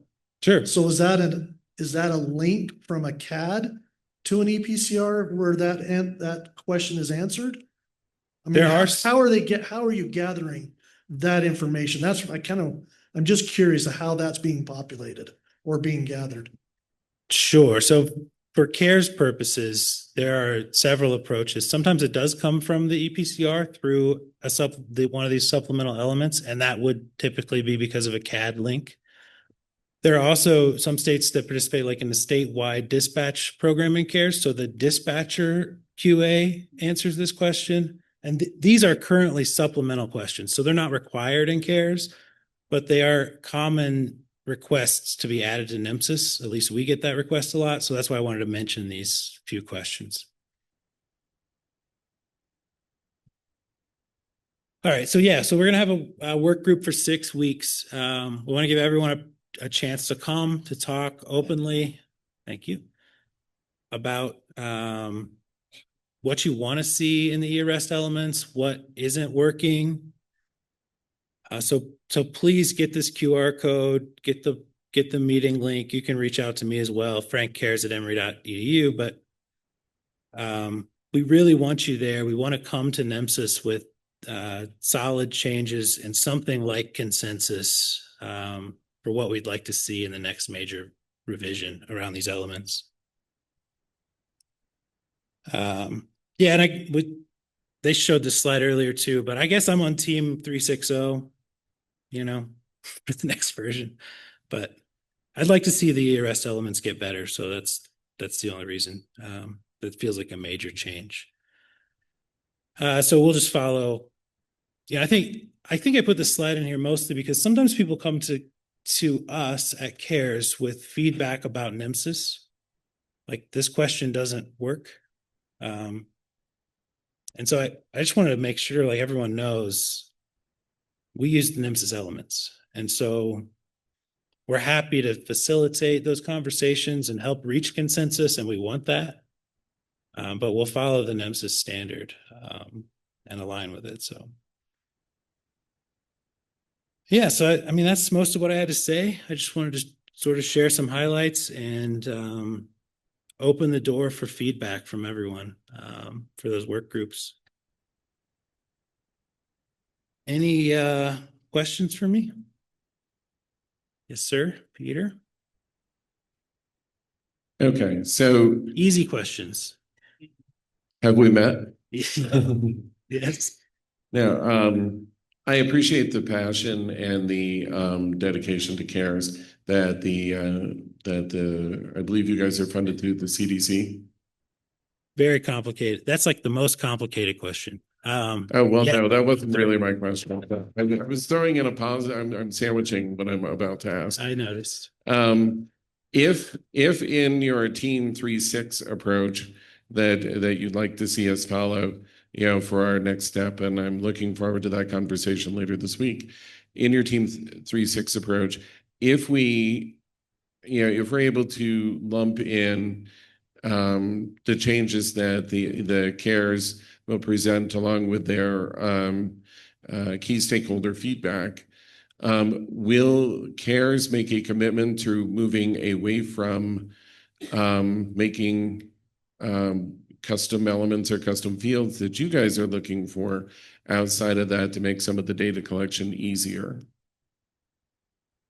Yeah, will we get rid of custom elements? Is that what you're asking? The short version?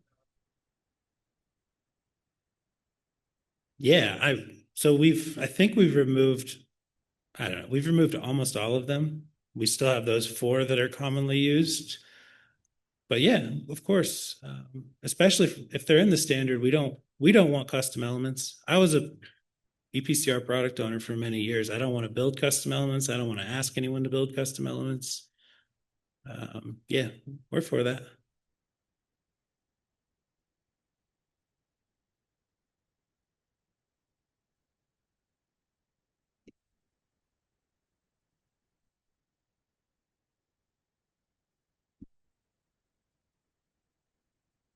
So my name is Gavin Sussman with the state of Texas. So I just want to hear some lessons learned from Montana and Utah, maybe like how it was successful in those states. How were you able to get to that point? And I guess just some lessons learned from that rollout process.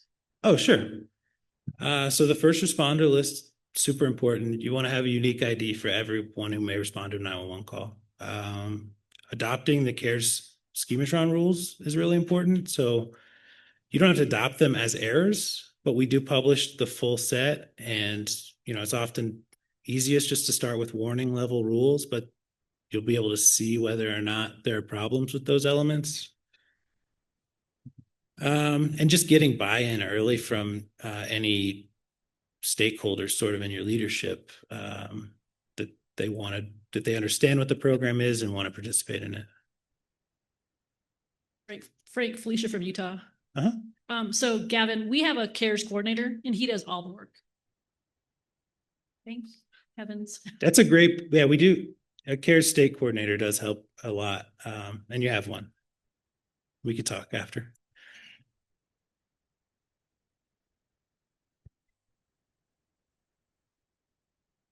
Hannah from Montana. One thing I'll add that helped us was actually using our state Schematron to implement the CARES rules. That's been helpful for us. We just wrote them all into our state Schematron.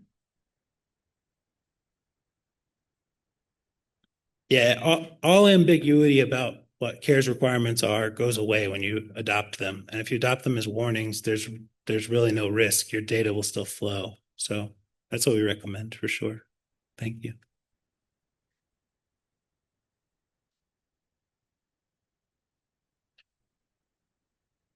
Awesome. No questions. Sounds good. I don't know who's next, but yeah. Awesome.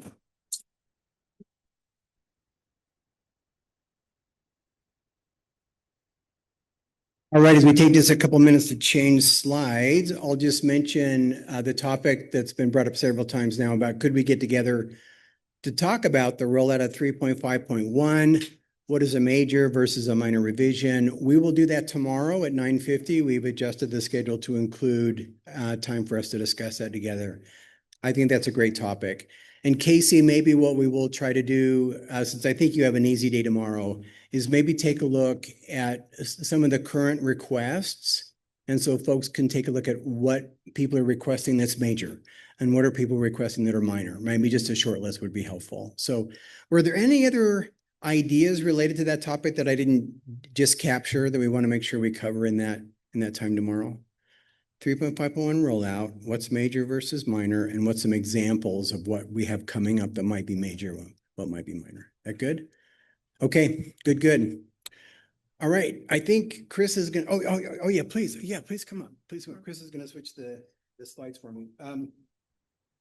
Okay, great. And I'm gonna bring up a topic. I've just got 30 minutes. I want to bring up a topic that probably no one has thought about, but we've had a lot of comments over the last couple of years on this topic. It's actually folks that will call into us and say from states, and they will, for example, see a dashboard or some type of a geographic representation of, let's say, opioid overdoses in your state based on NEMSIS data.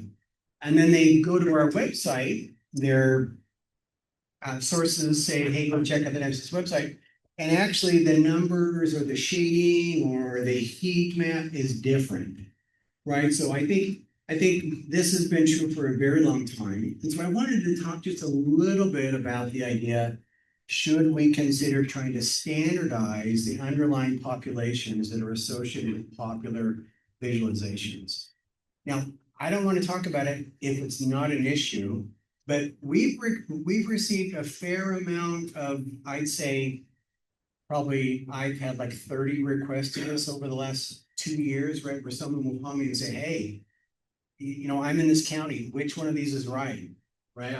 Yeah, it looks like I have a big problem on your map, but when I look at my own map, I don't see a problem. So I think maybe it's something worth a little bit of effort into, but if others don't think it's important and are not facing those same kind of questions in your states or among the vendors, then I'm fine with it. Do people see this as an issue to talk about briefly?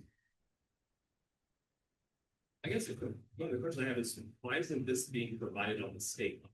Like, if agencies are wanting this information within their, like, this is James Asencio. So are they wanting information related to globally as the US, or are they looking specifically for the metrics within their own state? Yeah, I think they're looking for the metrics within their own state, but then they go to the NEMSIS website and we have an opioid map.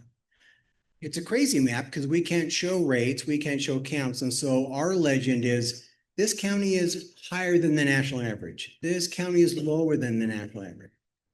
And I walk them through that, why we can't show we're protecting your data, so we can't show that.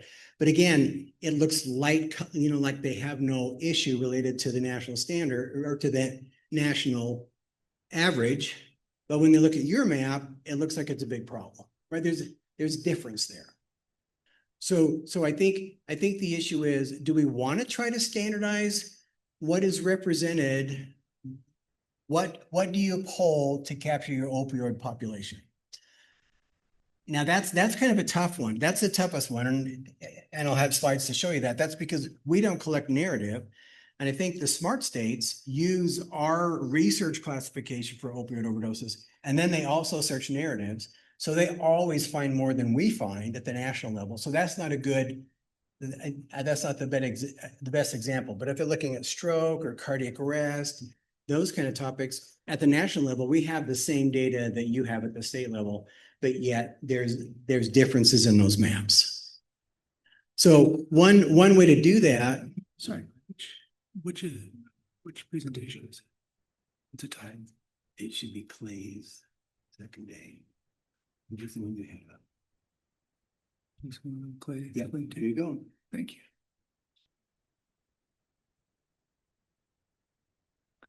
Sorry, just one more sec.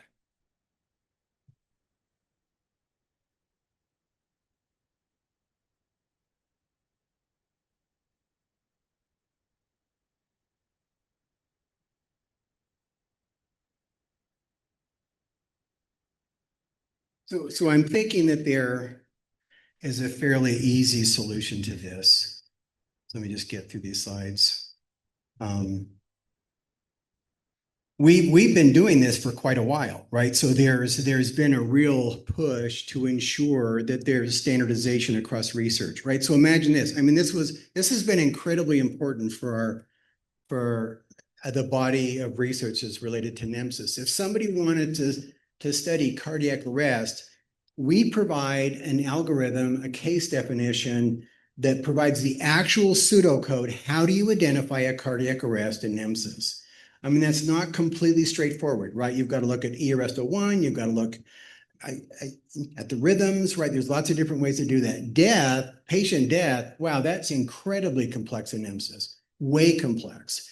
So we've provided these. So all the research that is published on NEMSIS uses exactly the same population for cardiac arrest. So it's completely comparable, right? That just adds to the value of the research that comes out of NEMSIS. You don't have two different really important articles on cardiac arrest that utilize different patients with cardiac arrest. It's all, if they utilize this, it's all standardized. So that's been incredibly helpful. But here's kind of an example that I did really quickly. So in the state of Washington, and we'll look at like Jefferson County, which is right there. If you pull the CDC data on opioid deaths, they can look at it by rates per 100,000, and you can see the shading. NEMSIS, I mentioned we have a similar map, and of course, as I mentioned, we don't show counts or rates, and so here's our legend. But I had a call from Jefferson County, and this is based on NEMSIS deaths. So these two aren't comparable at all. CDC is going to have a lot more deaths than we have, right? For sure. But what we found with the NEMSIS data is that representatively, they're really similar. I mean, look at those. They're really pretty similar. But I did get a call from someone in Jefferson County saying, I'm hearing that I've got a really bad problem in my county. But when I look to see how I compare to the national average, I'm looking good. I'm lower than the national average. I had a really hard time telling her, well, I don't know what that means, right? Anyway, there was no answer, right? You can see the complexity of trying to answer that question. So I asked them what they utilize. They utilize the guidance that's provided by the Council of State and Territorial Epidemiologists. They're using the right criteria. They use NEMSIS. These codes that they're searching in primary impression and in symptoms and in medications, those are all right off that case definition for opioid overdoses that I showed you. But of course, they also provide, here's what you should search for in narratives to pick up additional cases. So again, this is an example that's hard because we don't have narratives. But I think the issue still remains, right? Maybe it isn't a big lift, or maybe it is a big lift, since we've done a lot of the work for very popular geographic representations in your states and what you provide as vendors. Most of the pseudocode is there for the underlying distributions. We could rework these lists that are provided in SAS code and in SQL. We could pare them down and just provide the underlying populations and provide them in a way that would provide a standard approach to visualizing cardiac arrests. So that's the idea. If it's not a heavy lift for us, but if it's something that you're not going to use, we're not going to put the effort into it. I recognize that your states may say, I want to measure a cardiac arrest like this. I mean, and that may be true. So I'll just throw it out there. That's the question. That's the potential solution. And is it worth us spending time with?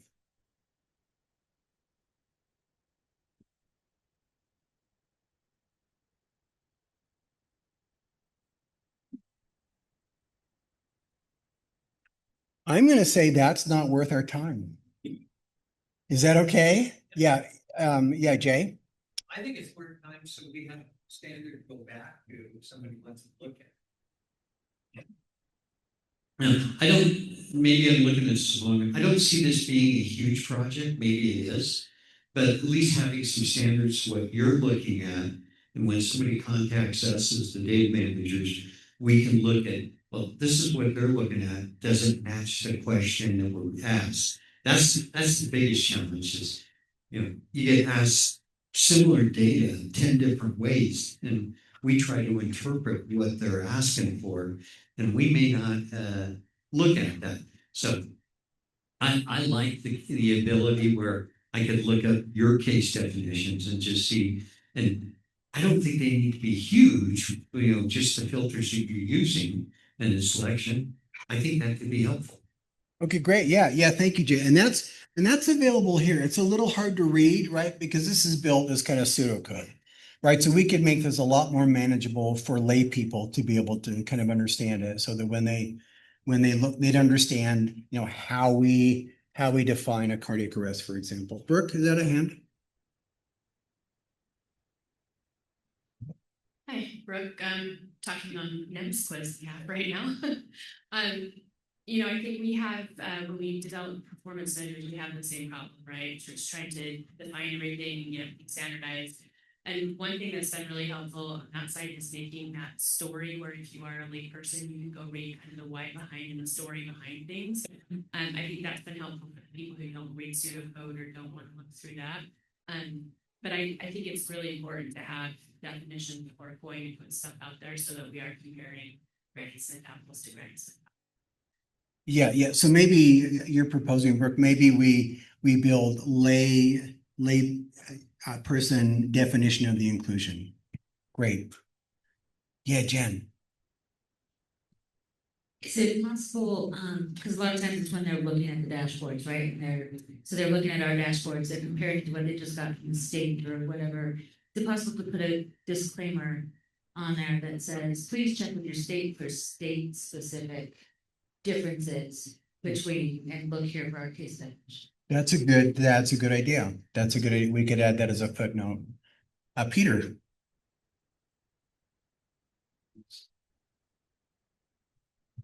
And I think with especially with the opioid overdose, there's been that's the grand database for me to come visit you. With the opioid overdose, there are a variety of different things that they're looking for. So I mean, the further qualification is whether that is a likely, a suspected, or a definitive opioid overdose. And again, I couldn't agree more with Jen, except I think the referral has to be either state or local government, because New York City has a different definition than the state of New York has, and the state has several. And we go out looking for, are there combinations of different drugs that are involved, to try and dig a little deeper to catch on the cause. Like when Standardizing was running around rampant in upstate New York for a while, we were looking at assessing vital signs as part of our assessment, and that really digs into the weeds, on the programming to be able to do that. The other thing you might want to consider, in putting some of these together is, not just relying on the fantastic people that work with you, but engage other groups to help them understand more about EMS data and get some SMEs from out in the field, get some who've done some significant reporting on opioid overdoses or motor vehicle crashes. I'm sure Jeremy knows tons of people who can actually help with that regard over at NHTSA. I think they look at data once every 10 years, but it's an opportunity to engage a little deeper into some arenas, as well as I'm sure some of the software vendors have some epidemiologists, that have come around. And I've talked to a couple of them over time, as far as how we develop what we're looking for and to make sure that our data in New York State meets the expectations and the ability to assess what's optimal for the public health, which is exactly what we look at, on our side. Behavioral health, that being such a hot topic, there may be a variety of different points to look at that, especially with different syndromes and different types of cases that are out there. The general thing of behavioral health is really just literally scratching the surface of a very large issue in our field. Thank you, Peter. Good thoughts. Other comments? Okay, great. Yeah, I think this topic of us working a little bit more closely together to define these populations is going to continue to be very important. I mean, for example, we're at the NEMSIS tag gearing up for a little bit about what Jeremy was talking might happen next year, right? These additional funding associated with blood programs. It's clear to us that they'll be using NEMSIS data to evaluate the effectiveness of those programs. Blood is given very rarely. I mean, let's just be honest, right? So we don't want to miss a case, right, where we to show whether those programs are efficacious compared to their costs. So we're working very hard. I don't know, we're probably at least 2 months into trying to define using NEMSIS data who would have benefited from getting blood but didn't get it. Wow, that seems like an easy question to fall out of my mouth, but we're like still working through the process of defining the pseudocode that would narrowly define people who should have received blood and it wasn't available or they didn't receive it, right? So we'll continue to refine on that. That will be added here, right? And it may be important for your user groups within your states or for the vendors for your clients. So yeah, that kind of work I think will continue to become more important. All right, if there are no more questions, what time is it? Does anyone give me the time? Because I think we're very close to break. Sounds good. Let's go to break early. That will be super. So we'll take a break. Thank you. Back at 2? Okay, back at 2. All right. It is 2 o'clock. I think we're going to get started with the next session. We are going to talk about defined lists. And I know there was some discussion yesterday in the both the vendor and the state data manager sessions about some of the defined lists. So some of the material here we'll breeze through pretty quickly, but I'm going to ask Clay if he will summarize some of the discussion that has occurred between the vendors and the states so far. Okay, great. And I'm happy to do that. I probably won't. I will summarize quickly. Yeah, so we demonstrated that there continues to be a growing list of values for impressions, for cause of injury, for all those things that we have tried to provide a defined list. Hasn't been updated, and those defined lists haven't been updated since 2019. I proposed the idea that we would love to have that and be another active project within NEMSIS, but I wanted to make sure we were doing it correctly. What I'm not clear on from the conversations between the two groups is what is the process that they want us to use to update those lists again in this third round of attempting to do this. So there was 2 kind of ideas that were put on the table. Garrett brought up some great ideas with his experience with trauma registries that why are you guys using ICD-10 CM? Why aren't you guys coming up with a standard that's specific to EMS? That's a great idea. That's a great long-term idea, and we'll continue to investigate that. I had a chance, I don't know if folks know, but 3 of the Nordic countries in Europe use NEMSIS. They've modified it, but they use NEMSIS. They came down, met with us. They take our stuff off the web. They're using NEMSIS. They have an ISO list of primary impressions, right, that they use. I talked to him last night, the person that we worked with. So there are other types of lists, and so we'll investigate that process, right? And with Garrett, the idea of us going through NC or ISO to develop an EMS specific list. That's years. That'll be a year's project, but I am still a little unclear in my mind, just based on the 2 independent conversations about how would be the best way for us to update those lists. There are 2, I thought, and you correct me, but I think there's 2 ideas on the list or on the table. One is that we do it like we've always done it. That is, we pull our NEMSIS data. It's all codes. It's not what the provider sees. It's all codes. We go through and try to lump all of those codes into parent and child codes. We talked about that. We can do that again. The other idea I think that kind of surfaced was, why don't you get the states define lists, look at their lay terms, or go to the software, look at the GUI terms, what the actual layperson sees, and see if you can use those lists to refine down to a manageable number of codes that would be available for impression, for symptoms, for cause of injury. Have I summarized the two ideas to do an update this year? Kind of thing? Okay. I'd love to come to some consensus on what folks would like the NEMSIS TAC to do. I'm thinking, just based on the conversation that we had yesterday, that utilizing the codes is not the best approach. Like lumping together a bunch of injury codes and just say injury unspecified. Maybe we need to look at what are the terms that are being provided to the providers and see if we can collapse those down. What do people think? Was there a push for using like just the header codes? Like I know a lot of states went away from specificity, and then we were just sending the header codes as the value. And what is a header code mean? Like the parent for code? example, the trauma code, right? Like T47, right? So that's the header code, and then the dot after that is the specificity. Okay. So still sending codes, but no specificity in the codes, just the T0. Right, just the parent, I guess you call it the parent code, right? Yeah. But Yeah. So just sending that instead of having it. Yeah, we could use that with our data, right? We've got the entire ICD 10 code. We could just look at those. And that's kind of how we did that. When I say parent codes, yeah, we came up with those parent codes, and that's exactly right. You're right. That's like the 2-digit kind of alphanumeric code, and then we just provided a layman's term for it. Clay, can you simply restate the problem that we're trying to solve here? Sure. Yeah. So one is we have 250 codes for influenza. Number two is we're using codes in RX norm that include dose and route when there's elements that they have to fill out anyway related to those topics. So those kind of things. And we're trying to fix it.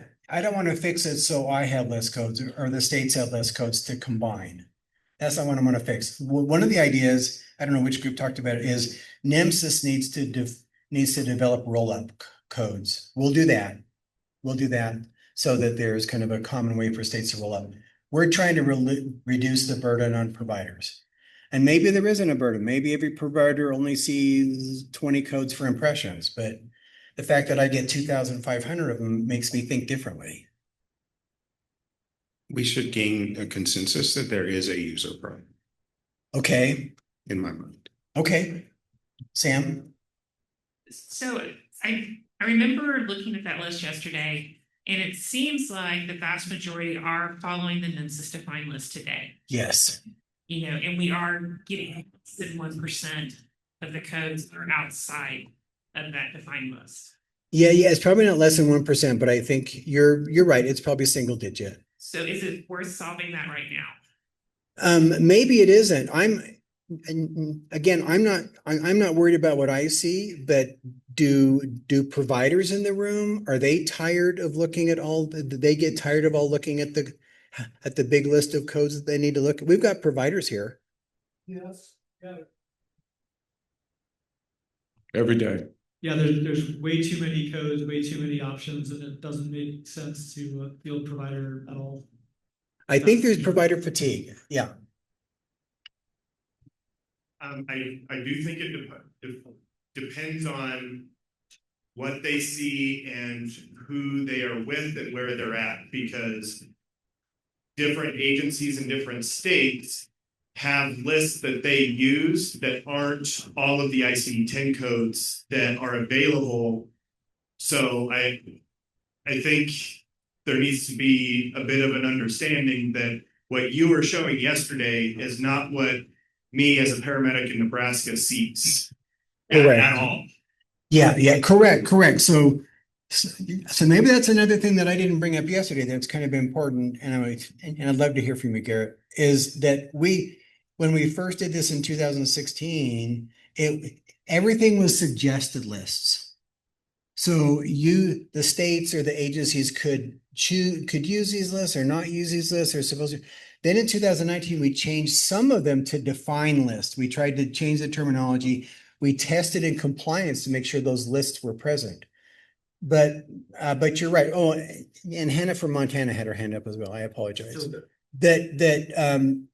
States change them. You know, even though they're defined lists, and that's fine. We think it would be easier if you didn't, but there's certainly good reasons why you do. But we do test for compliance that those lists are present. So Clay, I think it's important, and Samantha, you can help me too. But it depends on your vendor and your state of how you set up your primary impression and your secondary impression list. But ultimately, my understanding is not every vendor puts all 200,000 ICD-10 codes. Oh, clearly not. On the primary impression. And so when I hear this, I would go back and ask those folks that are getting fatigue from primary impression, even as a clinician, when I'm entering in a record, I don't see all of the ICD-10 codes. I see cardiac arrest. I see, weakness. I see general items that as a state have worked with our vendor to do, and then they map it on the back end to an ICD-10 code to you. Yep. And I fully agree. NEMSIS will never mandate these lists. So yeah, they will differ. Our job as we see it, and maybe it's not our job, but our job as we see it is to provide an efficient option. And then, yeah, you're right, Garrett. States may add 50, they may add 100, but that wasn't us, right? So we're just trying to provide a foundation that is good, that is stable, that you can build a house on, right? I mean, that's all we're trying to do with NEMSIS with this. Hannah? Thank you. I think other people are already getting at this, but you're seeing like the multiplication of every individual list that exists. So maybe what you need to do is work backwards. Like the defined list could say, here's the label and here's kind of a code, and anything more specific than that code will always roll up to that label. Yeah.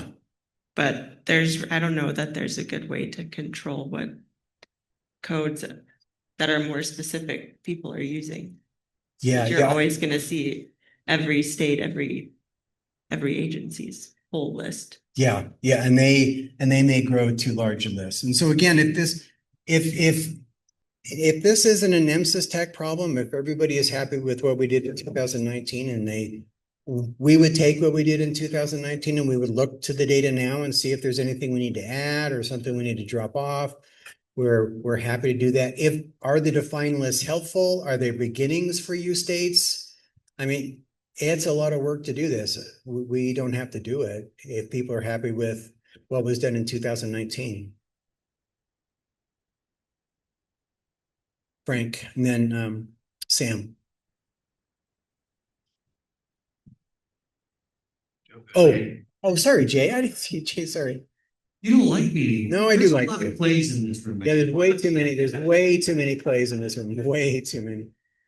A couple things. One, I do appreciate what the work you've done with the defined list. It gave me a starting point and something like that. I've been struggling with this myself. I've got too many codes, but I get the providers say, well, you're making me lie because you don't have something specific enough. Or I've got the other side saying, there's too many things to go through there. So I really like the concept, and maybe a little bit more of a hybrid. We have the codes, and then we can have the roll-ups for the general categories and looking at that. Then also, because I love creating work for NEMSIS, because they're really good at it, and they like me for doing it. I would probably maybe look at two components. Air seems to use a little bit more than ground. Maybe, and I could be totally wrong, but I'm lucky I get a portion they have to use the same thing in there. But maybe the air is using more, the ground's using a little bit less. And the concept that I've struggled with, worked with, I've had some limited success, is we've taken those codes and gave them clear text. We gave them a category, and then we list the categories underneath the impression, and then all they have to do is look for the category to find it. Yeah. It's not perfect, trust me. I constantly say no medical record system is ever done. There's always going to be updates and stuff to it. Yeah. But I think I've had some good luck with that clear text. And maybe some other people are using some clear text, maybe some better categories and stuff like that. But if we can get a hybrid looking at some of that and says, what would be an easy text that they understand this great big long ICD-10 definition and the codes, maybe we could get it a little bit better. I think it's going to be a huge project. It may not be perfect, but it gives us something to look at and say, hey, this just might be better for the providers. I would love to always find a better way to make it easier for the providers putting that in there.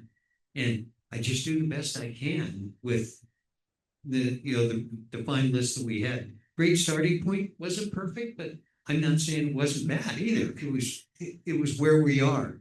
And if we keep refining it, we may get something a little bit better. And so I'm going to focus. The ICD-10 codes make sense to a lot of medical people. They don't make a lot of sense to our field providers. But if we can improve on that clear text, maybe we can get something better in there. That's I hope great. that makes some sense. Yeah, that's very helpful. Sam, I think you were next. Oh, I'm sorry. Sure. Thanks, Frank. Sorry, Frank. Frank with CARES. So I've always thought there should be like every 6 months, do a frequency distribution of the codes that are off list that you get in the National Repository. Take the top 5 or 10%, look into why they're being used, and then add them to the defined list if it makes sense. Yeah. We've talked about doing that, Frank, and maybe that's a better approach. And I think that's part of what Ben's going to talk about, right? Is how do we maintain and update these lists? And so I think I'm hearing we'll continue with this process, but it sounds like there is a revised process that we could use. There was lots of hands. Chris with Gold Cross Ambulance again. So Jay was on the right track when he talked about Air has their kind of list, Ground may have a different list. Well, I'm going to throw in a little niche on the ground side. You also have a different list for interfacility type transports, which are going to kind of coincide with hospital. Yeah. And because NEMSIS and all the state repositories are set up for 911, there is a deficiency of looking at the interfacilities as well. And that becomes problematic when you have a service that does both and trying to put a square peg in a round hole. Yeah, you're absolutely right. And there is, we went through the guidelines that we developed in 2019, and we allowed, the specialty care to be able to use like any code. You're right, because if it's interfacility transport, they'll have the medical record and they'll just copy down the ICD-10 codes right off the face sheet, right? So.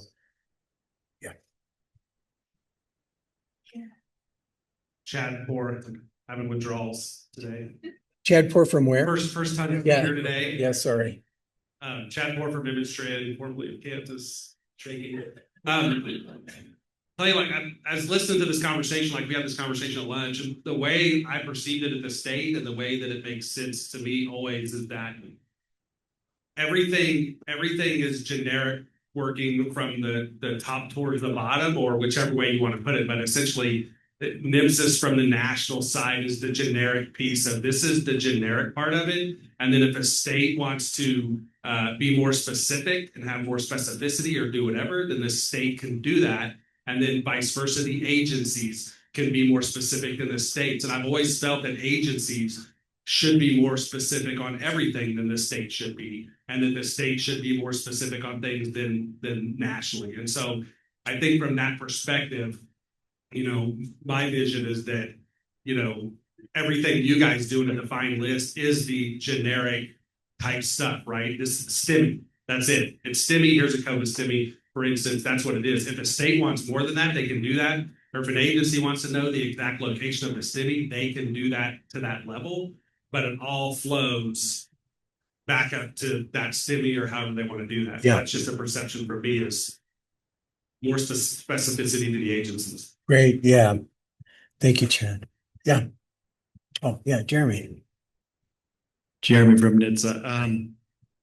Just one comment kind of that came up yesterday, because we had a discussion about this in the board meeting, and one of the things that folks raised was that there are some requirements for the payers, both private and, Medicare, Medicaid, where they are looking for a specific code. Sometimes those codes aren't part of the defined list. So I think it would be interesting to hear from other folks in the room if that's, we had maybe like 10 people in the boardroom, but it would be interesting to hear from others if that's something that they're also dealing with. And then my other question is, for like the states in the room, what are they hearing and what are they having to deal with? Like, are they having to deal with a similar problem where they're seeing in their state repository like 20 or 40 codes for influenza? And, are they also hearing from the providers that the lists are too long? Yeah, there were some great comments among the states. Yeah, thank you, Peter. Yeah, from the state perspective, there were 86 different codes for some minor trauma. We broke it down. It took my staff member, who had the unfortunate pleasure of trying to whittle down to find out how many had what, and we weren't able to tie things together on the back end. So, we are moving towards a defined list. I mean, at 3:00 in the morning, the software program that I use, I can't find a potential stroke, but I can pick which damn vessel in the brain they're having the stroke in. And I don't have the skill, the background, the talent, the education, or the interest at 3 a.m. to do that. So I curse them out in the morning and they can't hear it, and that's a blessing.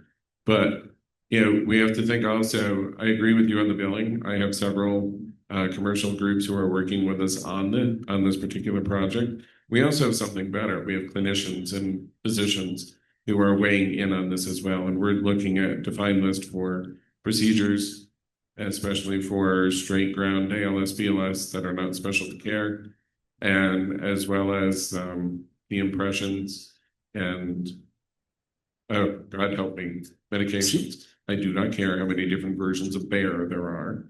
For aspirin, which is one of the most commonly delivered, 72 different entries for Bayer across 14 different software programs. We want to know why we can't streamline and do an easier QA. That would be why.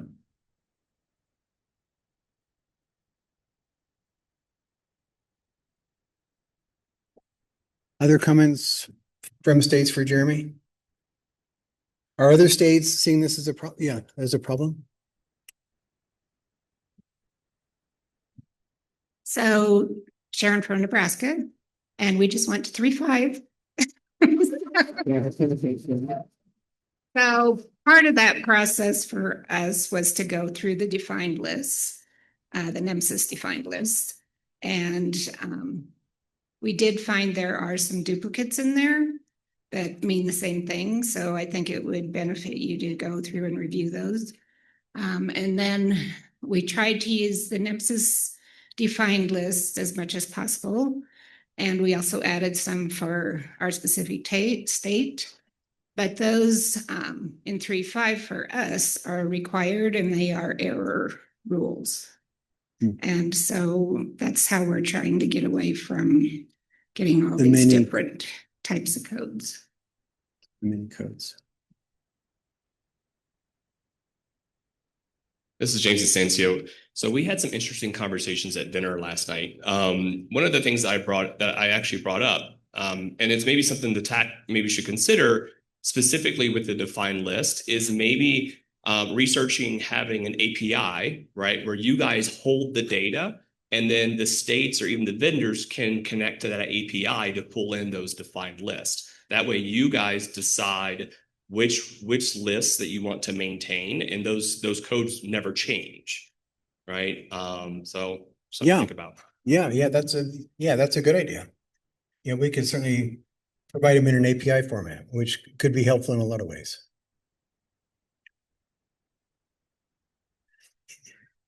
Any other comments? I think I'm still not exactly sure the TAC will take, but I've got some great ideas. I'll go back and review the comments that were made, and then I'll come back at a V3 call probably in October, and we'll see if we can refine our approach, and we'll make this a project for the next funding year. Ben, I'll turn it over to you. Davis.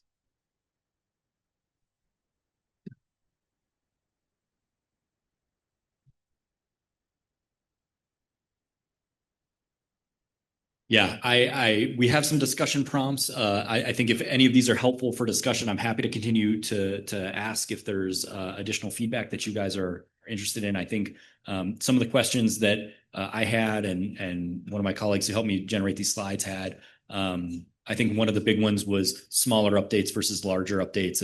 And I feel like perhaps I'm hearing a mix of both of those, whether that's an API that continuously updates these or wholesale restructures them. I don't know if there are thoughts about whether or not that's easier or not.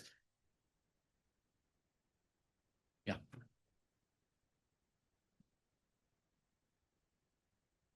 Samantha with you. So I would say that what would be most helpful would be a scheduled cadence.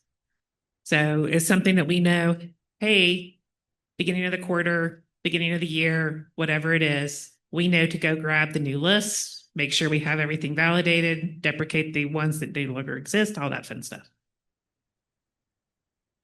So that actually brings up an interesting question. I think something else we've seen is the deprecation of values. So I'm curious if anyone else has thoughts about whether values should be removed when these are updated, if there are values that are removed from the other data sets, because occasionally states may not update at the same cadence, or some of these values may continue to be included. So I'm curious if anyone has thoughts about deprecating codes or turning them off.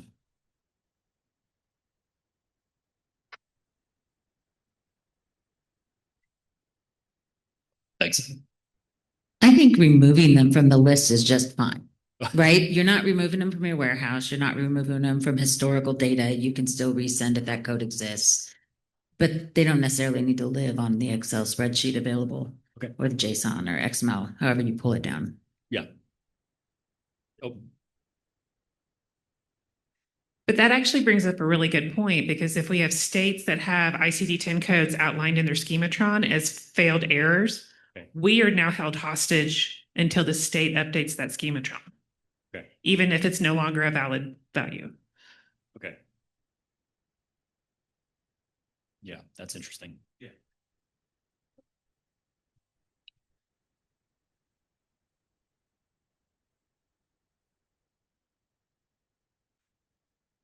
I hear murmuring. We have microphones. This is not a shy group.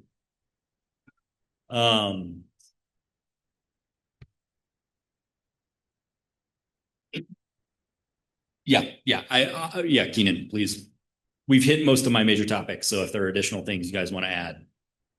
As we talk about errors, also consider our flight providers and our ground providers that operate in multiple states. And if your state says, hey, I'm not using the national NEMSIS list, and the next state over does, we now have to program around these multiple sets of state referring facilities and destination facilities, okay, all the complexities that exist within it.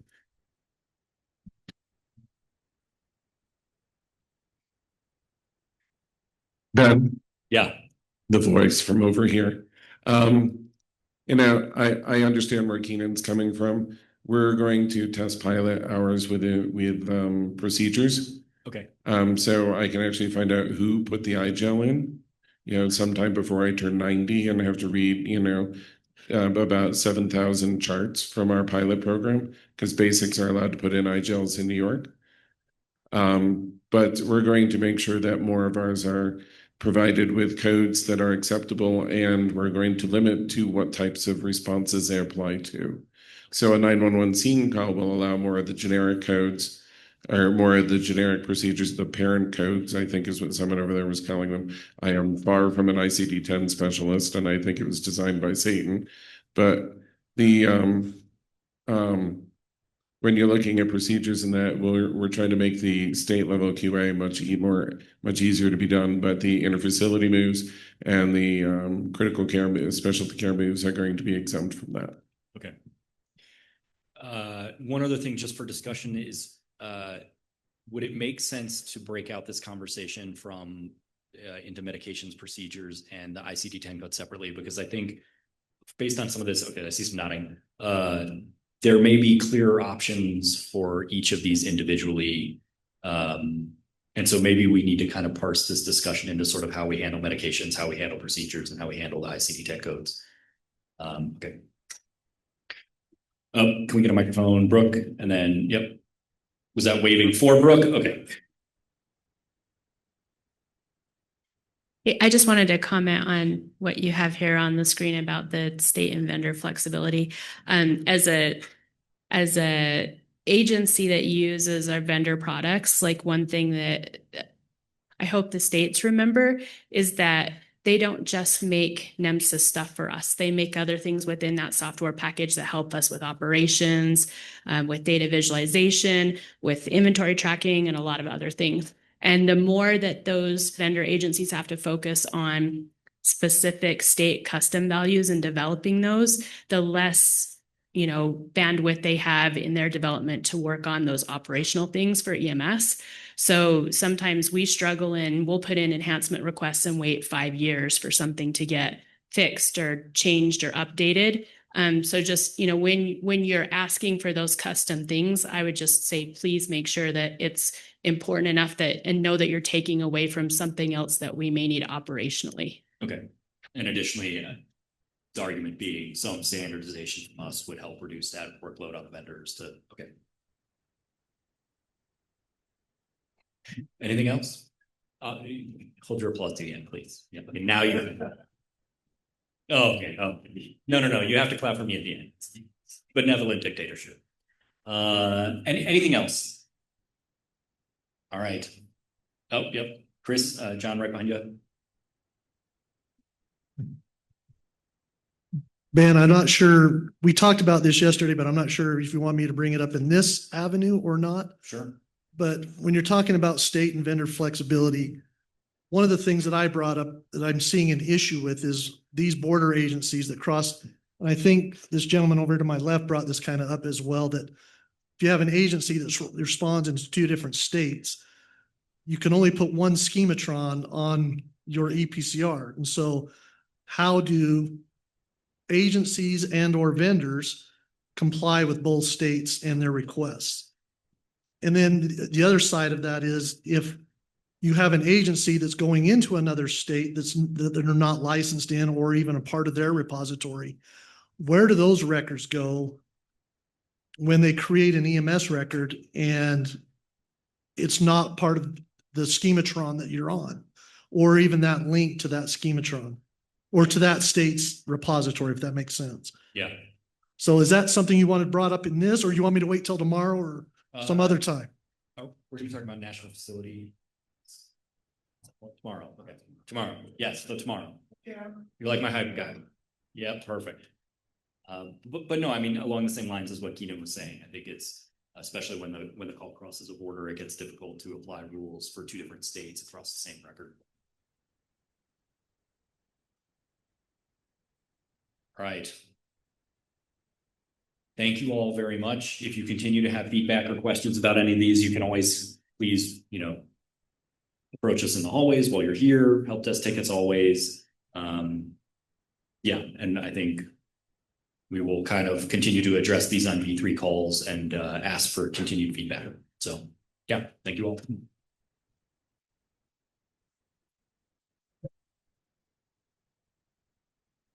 Okay, great. It's working. All right. Oh, wow. Sorry about that. Great day. Thank you very much. I think we had a great day of discussions on some important topics. We are going to try, like we did last year, for folks who were last year, we're going to try to do a group photo a little bit more creatively, I think. Yeah, Monet's good. Okay. So Monet's going to talk about that. Monet, do you want to come up and talk about the group picture? And while you're on your way up, Jeremy, do you want to have a couple of quick comments just at the end? Thanks, Clay.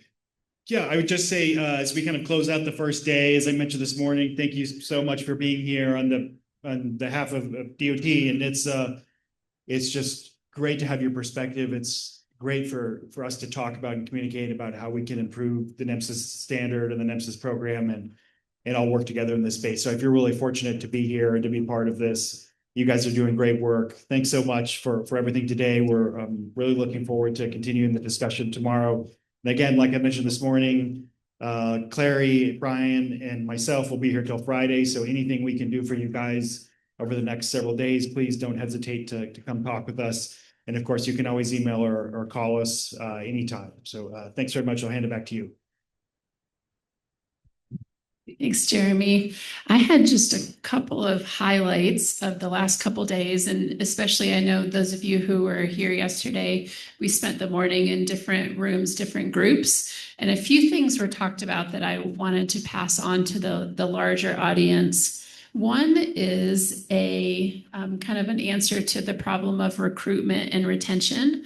So if you struggle with that in your state of having paramedics and providers, retaining them and attracting them to the profession and keeping them, you may want to chat with Gavin in Texas.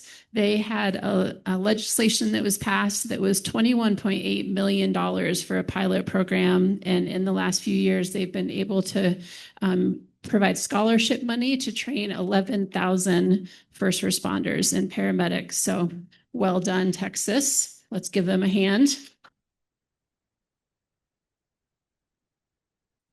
And another thing that we thought was very impressive was kind of a data quality initiative in Nebraska. And Mason shared about this, but they have started awards. They have a decal that goes on the ambulance. And they have two different categories. One is focusing on stroke documentation and the quality of the documentation. And they have 3 levels. So they have bronze, silver, and gold awards. And so the agency can kind of move up in the ranks as they improve their documentation. And they have a similar program for PEDS readiness of those agencies. And they've seen just a huge increase in the quality of the data in doing that. He said it was very motivational. They found it to be more powerful than a state mandate of good quality documentation. So this might be something that other states want to replicate as well. So Mason, let's give Mason a hand. Wave your hand, Mason, so people can chat with you if they're interested. I thought that was a really great idea. And then lots of great discussion today. We were all together today, but the excitement of blood programs starting in states and the support of that and documenting that in a consistent way. And then the change revision process that we hope to talk about more tomorrow as well. So thanks for everyone's input, and we're excited. I'm going to pass it off to Monet, and she'll give you some details about our group photo.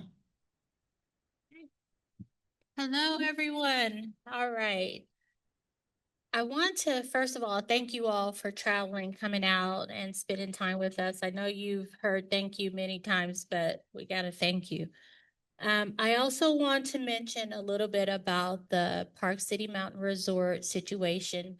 As you've heard, they closed the ride today, but the weather looks better for tomorrow.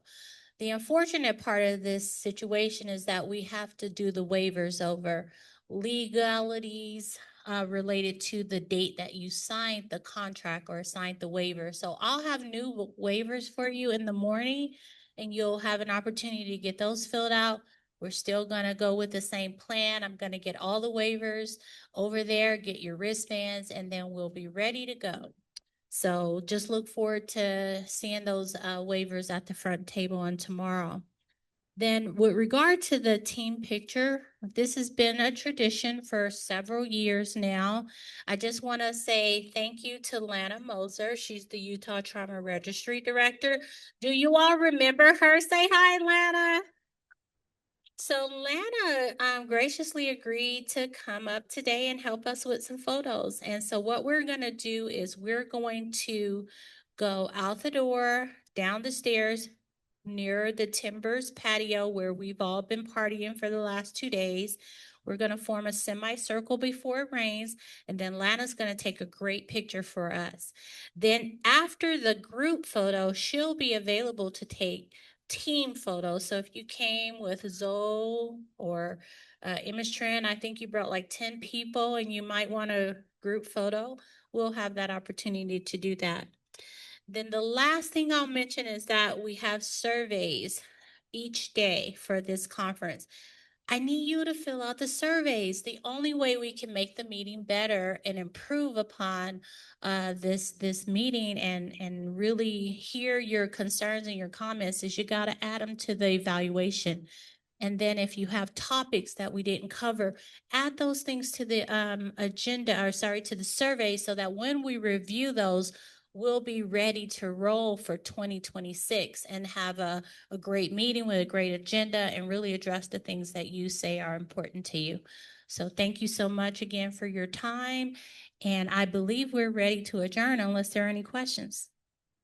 No, just remember Java Cal, right? Java Cal this evening. If you want a sweet treat, maybe you're not into ice cream, but you want something else that's tasty, just stop by. We have plenty of coupons and vouchers for you.